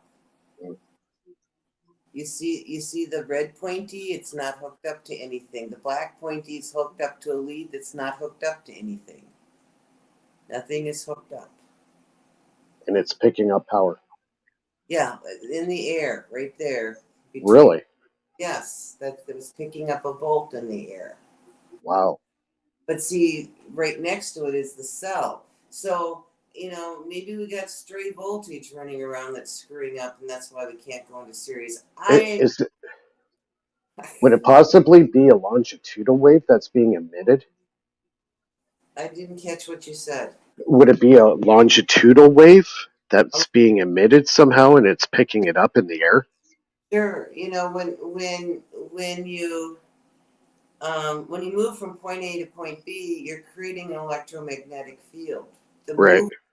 Okay, so these cells are creating electromagnetic fields because they're picking it up and they're moving. You're moving the electricity, and it's going to give off an electromagnetic field because you're moving. Right.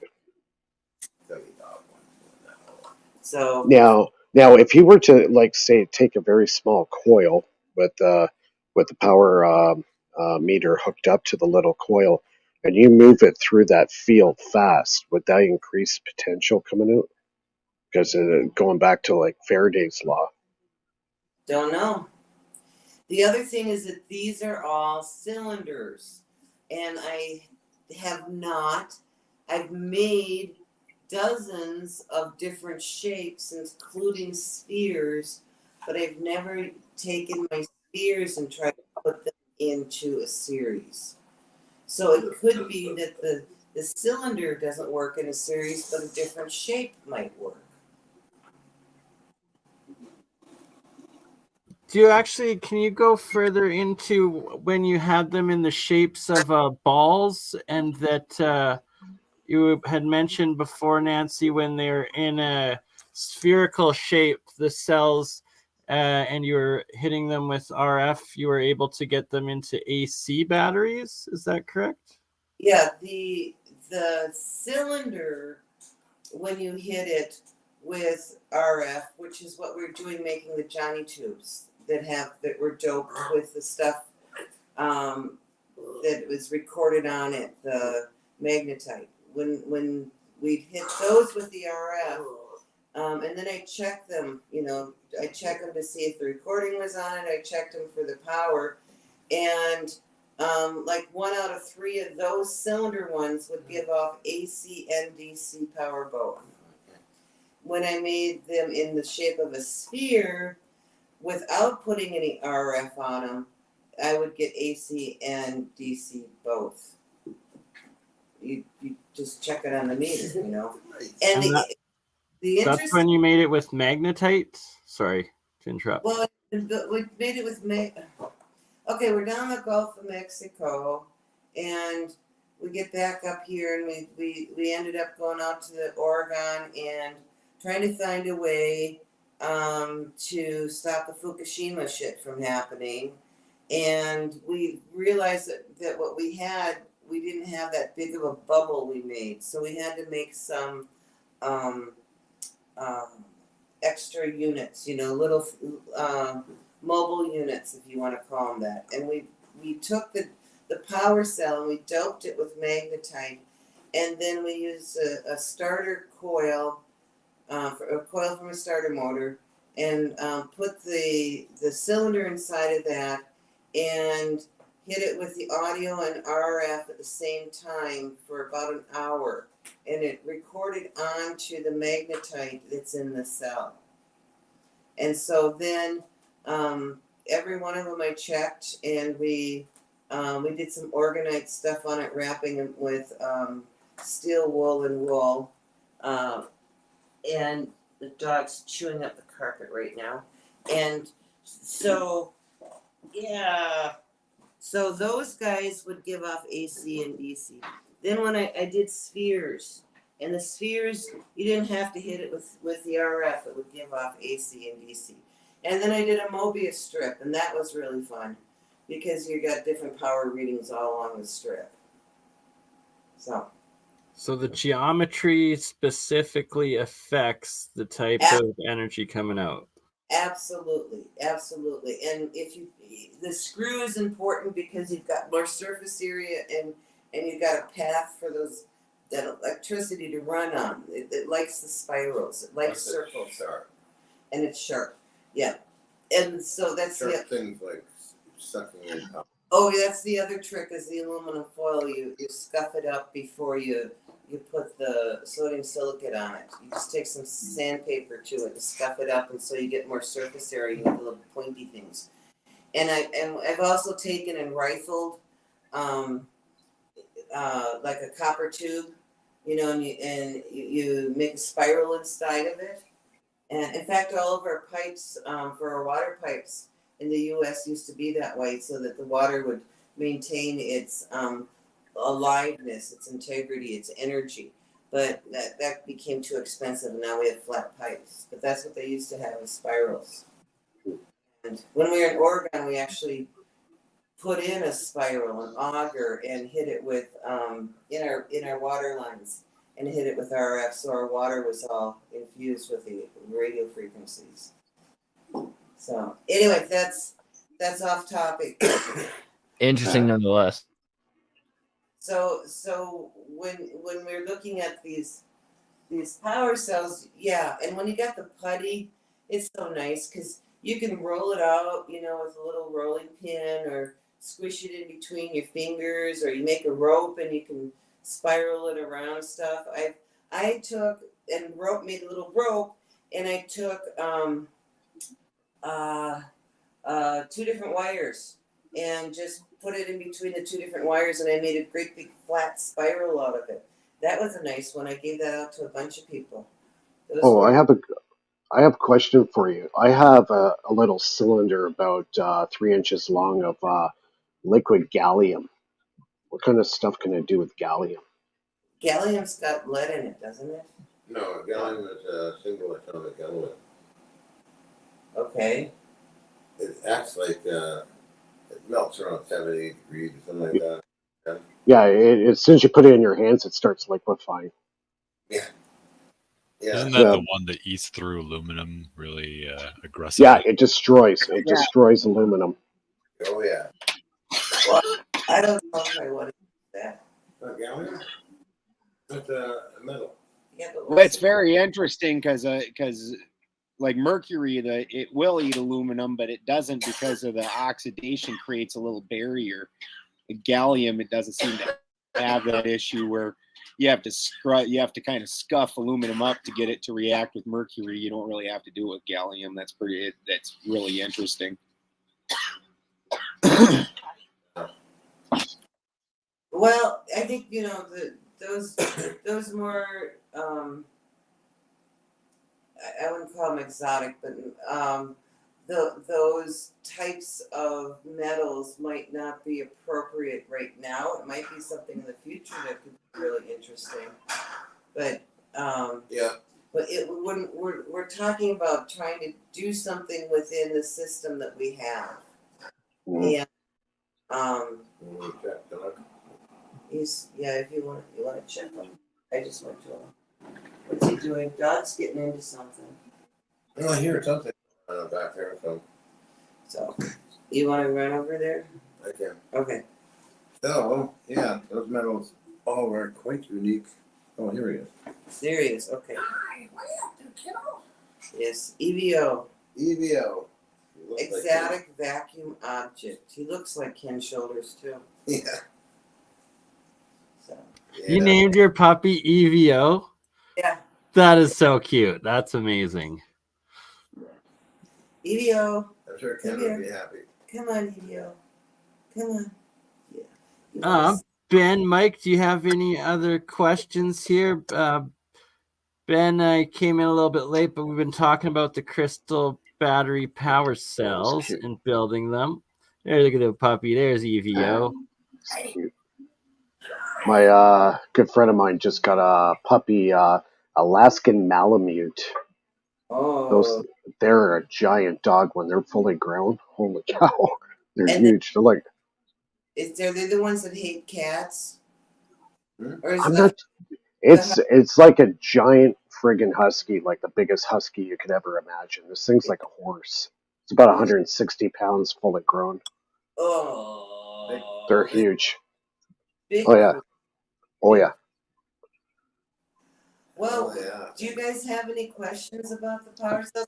What I was hoping is we could set up like a certain day. Now we've got the holidays coming, so it might be hard to do that. But if we say, Friday night, I guess you can't have date night or whatever if you're going to do it on Friday nights, or if we have I'm married. a certain night that we want to meet up, or a day, whatever it is, or on the weekend. But we say every week or every 2 weeks or once a month, whatever it is, that we get together and do a show and tell on what's going on. 100%. I love that. I'd say we'll start it out every second week, and maybe Fridays aren't good. Maybe we'll do Sundays, but Sundays are pretty good. Yeah, Sundays are good. Yeah. Okay. And yeah, that's a perfect idea, right? To do the reoccurring one, and for the next one from 2 weeks from now, I will 100% get everything that I need to make the batteries myself to do a live demonstration of the crystal compound itself while getting your instruction to make them in the smaller scale size as opposed to the inefficient large ones, and combining everybody's minds and works that we are doing together to make this actually applicable and accessible to everybody. Right. So, and like I said, you know, the vast majority of people are not going to go out and make these, but it's to say, look, this is the science, this is what's going to change everything, and I think we could set up our own currency with it. So we can talk about that later too.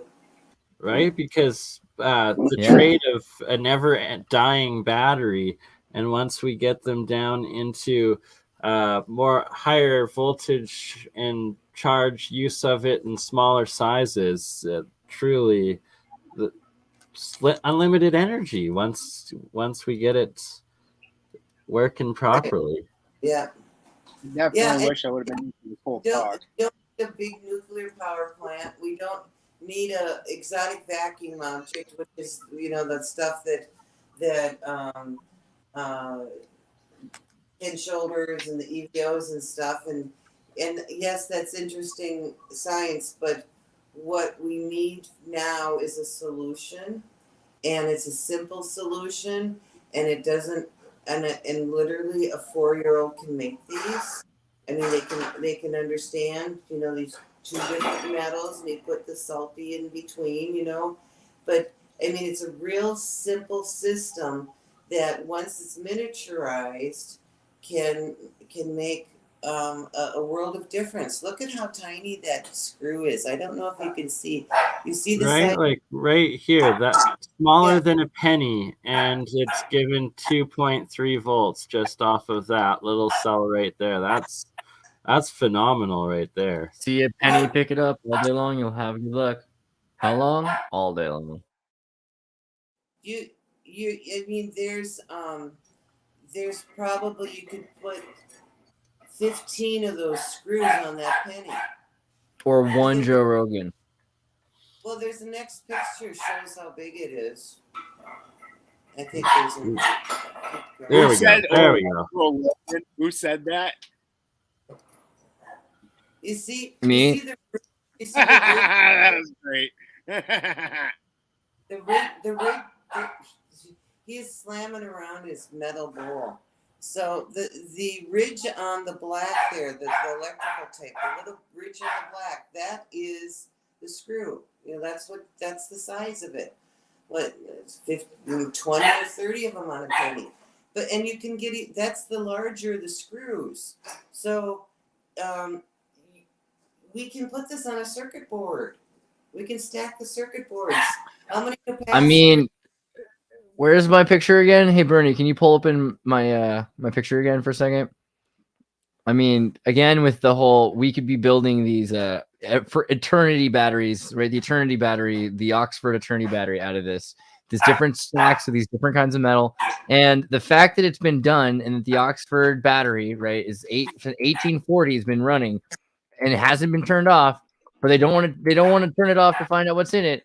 That just tells you free energy is everywhere. It's been around forever, and it's time for us to actually just build. That looks a lot like what Alexander Volta was working with. He was working with the round discs of different metals, right? And he called it a pile. Yeah, that's the pile battery. The pile battery. Have you seen this? The Oxford Bell. It's ringing behind glass, so you can't hear it, but it's never turned off since 1840. It just rings nonstop, 24 hours a day. I mean, and if you start looking into these pile batteries, granted, there's on both ends of sophistication. John Hutchinson and Nancy on one end, and then Archimedes and Hypatia on the other. But here we go. We're almost there. Are we sure that every disc is metal, or some of those are? Dude, we are not. I believe that there's tungsten. I think that there's some kinds of I think there's magnesium. I think there's salts. I believe that part of the deal is it's generating crystal after some, the different resonance is designing the direction the crystal's growing. I think all of these things are important.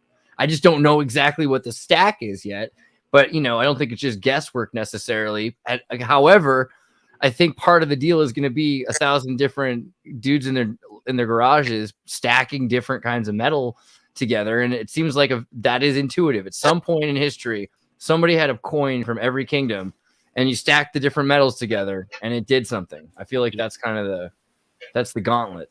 See, Pogs were a psyop all along. I knew it. I knew there was something deeper there, right? He wanted to eat. Yeah, I can hear your dog in the background. I think we were about 2 hours deep. I want to say thank you for the time that you took to give us so much of the, not just information and wisdom, but also evidence. You're showing us these actual things. It's amazing. So thank you. Can't wait to us how to build these technologies.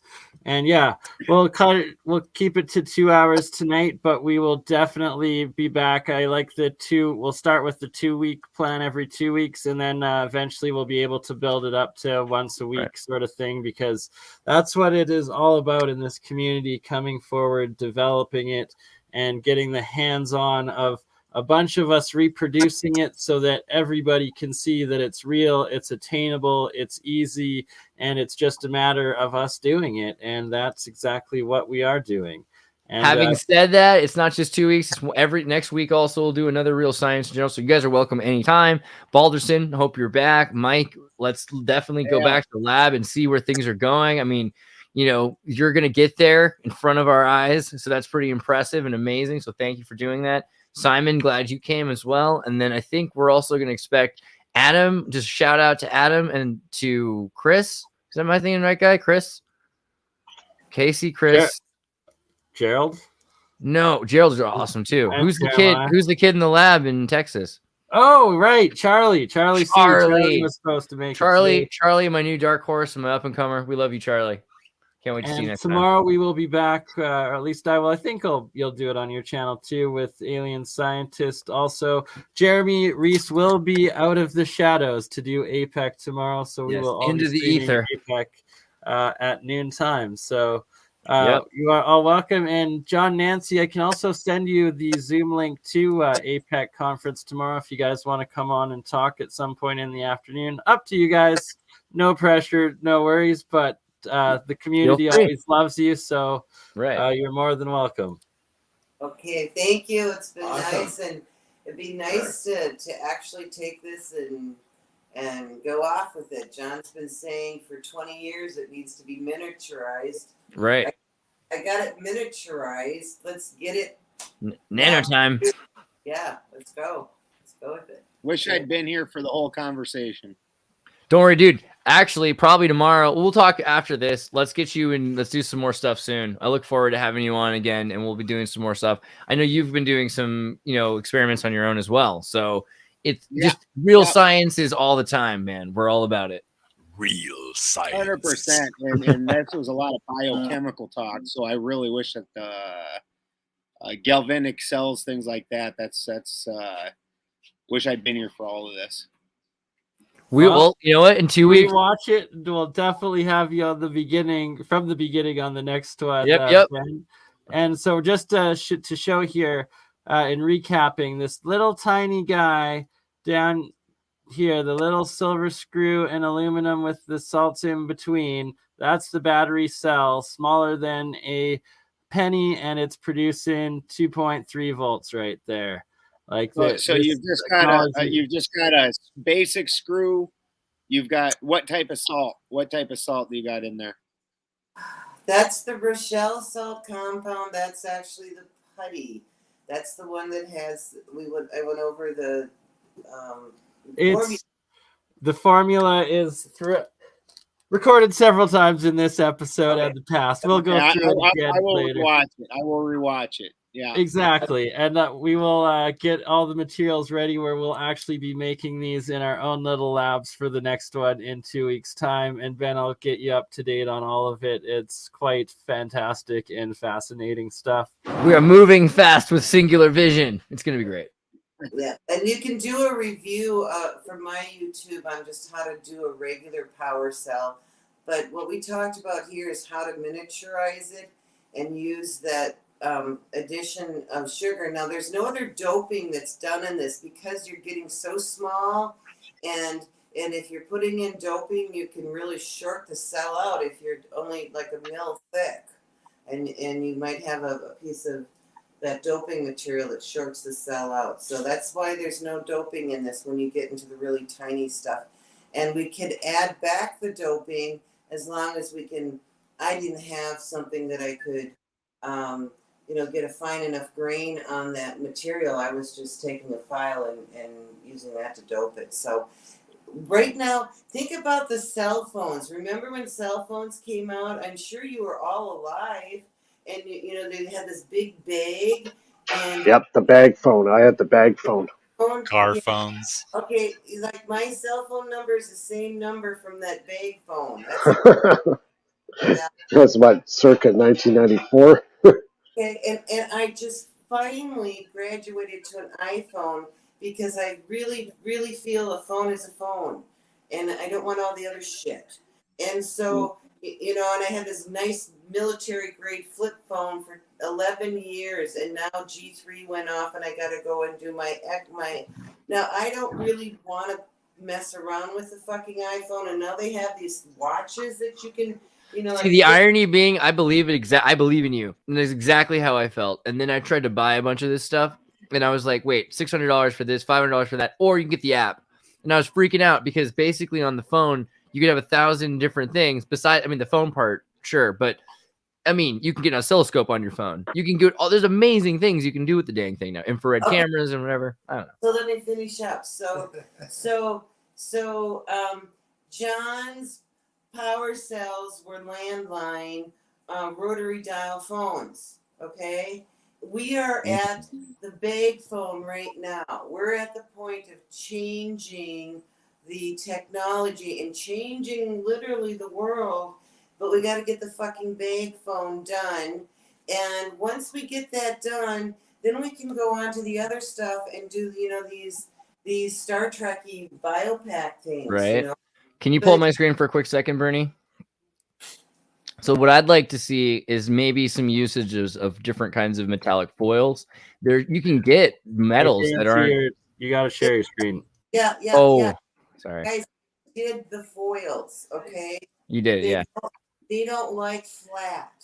They like to be in at the very least a cylinder, okay? But they really go to Etsy. Come on, find your feminine side. Go to Etsy and go find some of these jewelry findings that are silver plated or gold plated. That's where I got the screws. And while you're on Etsy, buy some of my merchandise, right? What about making it like a cinnamon roll? Okay, so I did that too. And so what you got is you got a negative, positive. It's really kind of cool what happens. So it's almost like you create this huge layering thing. I've done that too. So, but that was with the bigger ones. I didn't do that with the little ones. But yeah, look under jewelry findings, or like silver plated jewelry screw, and I just got all kinds of different shapes and things. And the balls were amazing. These little balls, there's so. Like these guys, they have these interesting forms and intricate, stuff. Tiny, refined jewelry. The best metal workers. Got it. That's brilliant. Right. Have you tried using a metal, or not metal, but organic material that has metal plated to it? Well, yeah, it's rather than metal on metal and organic with a metal on top. Right. There's plastic that's got like metal coatings on it, or whatever. They got the as long as you've got an actual, you got to be careful about that because they might say it's silver plated and it's not. So right. I like what you're talking about with the pumice stone, though. It might be that there's different directions and ways things can go, and it's making more surface area with smaller volume in this sort of lightning tangential path. There's all kinds of ways that it can make sense that you could be using less metal to get more charge spread out in a bigger field. Right. But your point is taken that this is like an old phone, and we're now about to build the new app phone that can do everything with this stuff. Right. I even use metal-based paints, conductive paints. So there we go. I've done all these kind of things. I painted all these things onto glass orbs and stuff. And I got power, coming off my glass orb with metal, but it wasn't as good as that damn screw. So I've literally done thousands of these cells. Brittany here is saying the Oxford bell from 1820s and metal foil alternating with paper coated with manganese dioxide. What do you think of that? Manganese dioxide?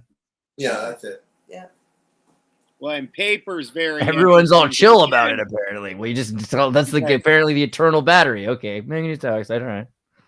The paper's interesting because again, there's your mix of organic material. It all reminds me very much of Wilhelm Oregon.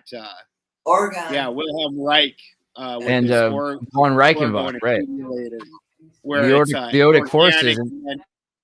Yeah, it was metal, but then he also had inorganic materials layered. Paper made of wood, made from certain kinds of trees. Because it's a certain kind of ultra thin. That's very interesting because it's like almost an aerogel before you. Yeah. Yeah. So you just play around with it for a couple weeks, but I'll tell you, the foils are problematic because you can't stack them. They don't like them. I'm going to tell you one other thing, and maybe you got some kind of idea to come out of it. Because I cannot explain it. This was, how many years ago? This is back in Minnesota. It's got to be 13, 14 years ago. And had a coffee table with a glass top. And had a friend over that used to come and work on these power cells with us. And cleaned off, we used to do it on the coffee table. So I just, wiped off the coffee table. It was all full of the compound and stuff as we were building these things, and I guess I didn't wipe it off very well, because in the morning I come out and there's this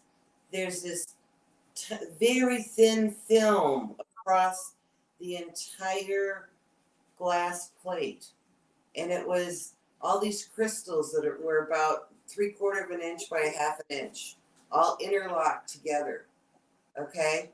Well, that looks really cool, right? Then I took out the meter and I went from one point on the crystal to the other, and I was getting anywhere from 0.7 to 1 volt on each of those crystals on that glass. No fucking there you go. No fucking metal. No metal. Just sitting on the glass. Figure that one out. Energy is everywhere. Casimir effect. Yeah, who knows? They were dope. They were dope. So there was some metals in the compound because it had calcium. See, that's what I'm thinking is the aerogel, and you could even get metal shavings in your paper, and there's all kinds of ways that that they could have made paper, and we're not even sure about that, but the different kinds of materials that they could have used, it would have made it possible for, again, more surface area, less volume in between. For electron jump. Well, I just maybe a couple of you guys try that, and then found out that it air dried. It was wet. Okay, there was no heat. And so it recrystallized on the glass, and maybe you guys can figure out how to make that work, because that was just amazing. But it just. We got to play with aerogels. I think that, the idea of an organic solution with metals in it, and that if we can control, I've seen them control toothpaste. I remember when they had the different colors. I bet you we could do that with metal. I'm pretty sure with an aerogel. And so there's definitely a solution here that could be a really interesting tiny battery. Yeah, be really cool. Growing. So that's, someone asked earlier, is it a battery or is it a fuel cell? Because it seems like if it's growing, like you're growing crystals. So this is a battery that's growing. Well, yeah. But I didn't have an anode or cathode on. I was just doing the points on the crystals, in between the crystals, and they're next to each other. They're like this, and I'm just picking up on them wherever their points were. So It's funny. Someone's asking here. They're like, "Is there an unknown energy that science can't detect?" I was like, the thing about science and energy is that energy is detectable in weird, insinuatory ways, all different ways. And yeah, there are people that are colorblind, there are people that are deaf, but there are people that are sensitive enough to pick up a lot of those things without technology. And then there's certain kinds of technology that extend our perception. So I think that's the funny thing about magic is science proves that all of these things we call magic both exist, and that magic is kind of like trademarking. It's just a way. It's kind of like how Coca-Cola hides its recipe. It's magic. We don't. It doesn't mean it doesn't exist. It's just that we're not allowed to know the scientific tools behind it. right. I mean, I'm from the age when the car stops, on the side of the road, that you don't automatically get on your iPhone and call your friends up and post it on Facebook. I mean, that's not what my group. My group is, am I out of gas? Okay. Is my battery dead? Lift the hood up. I mean, people don't do that anymore. They don't go and they don't even know the mechanics of the devices that they depend on every day. Right. And that's I mean, why they want to make it illegal. You're not allowed to open up your Xbox. You're supposed to know. They burned all of Reich's books and von Reichenbach's, work. They don't want people to think about it. Right. Well, yeah. So now we get to think about it, because the thought is the word is the act. And the more that we think about it, the more the energy, and as we get a synergistic energy going here. And because our thoughts are energy. And actually, so is these dang crystals are thoughts. So, we'll get into all that goofy shit later. But, right. Well, guys, make sure that you check out Nancy and John's YouTube channel, because there's a lot of videos there going way back before you ever thought about free energy, and they're already working. They already have functional things. So, I mean, it's time that we all start building. It's not a question. No, it's time to just make the things. Let's work together, make them better. That's all there is to it at this point. Yeah. Exactly. Yeah. So we'll be back in maximum. And Balderson, let's do something soon. I want to talk more about Reich, von Reichenbach, Odic forces, Odic light. I think that there's something there that we got to get on about for sure. All right, guys, we'll talk to you in a little bit. For sure. Much love and respect, Nancy, John. Thank you so much for all that you do and for joining us tonight. Ben, thanks for being here. Mike, thank you as always. Zertis as well, and we will be back tomorrow for APEC and hopefully see everybody there. All the links are in the live chat for everybody's channels, and I will update to post them in the descriptions as well. Epic. All right. With that note, we will see you all tomorrow. Much love.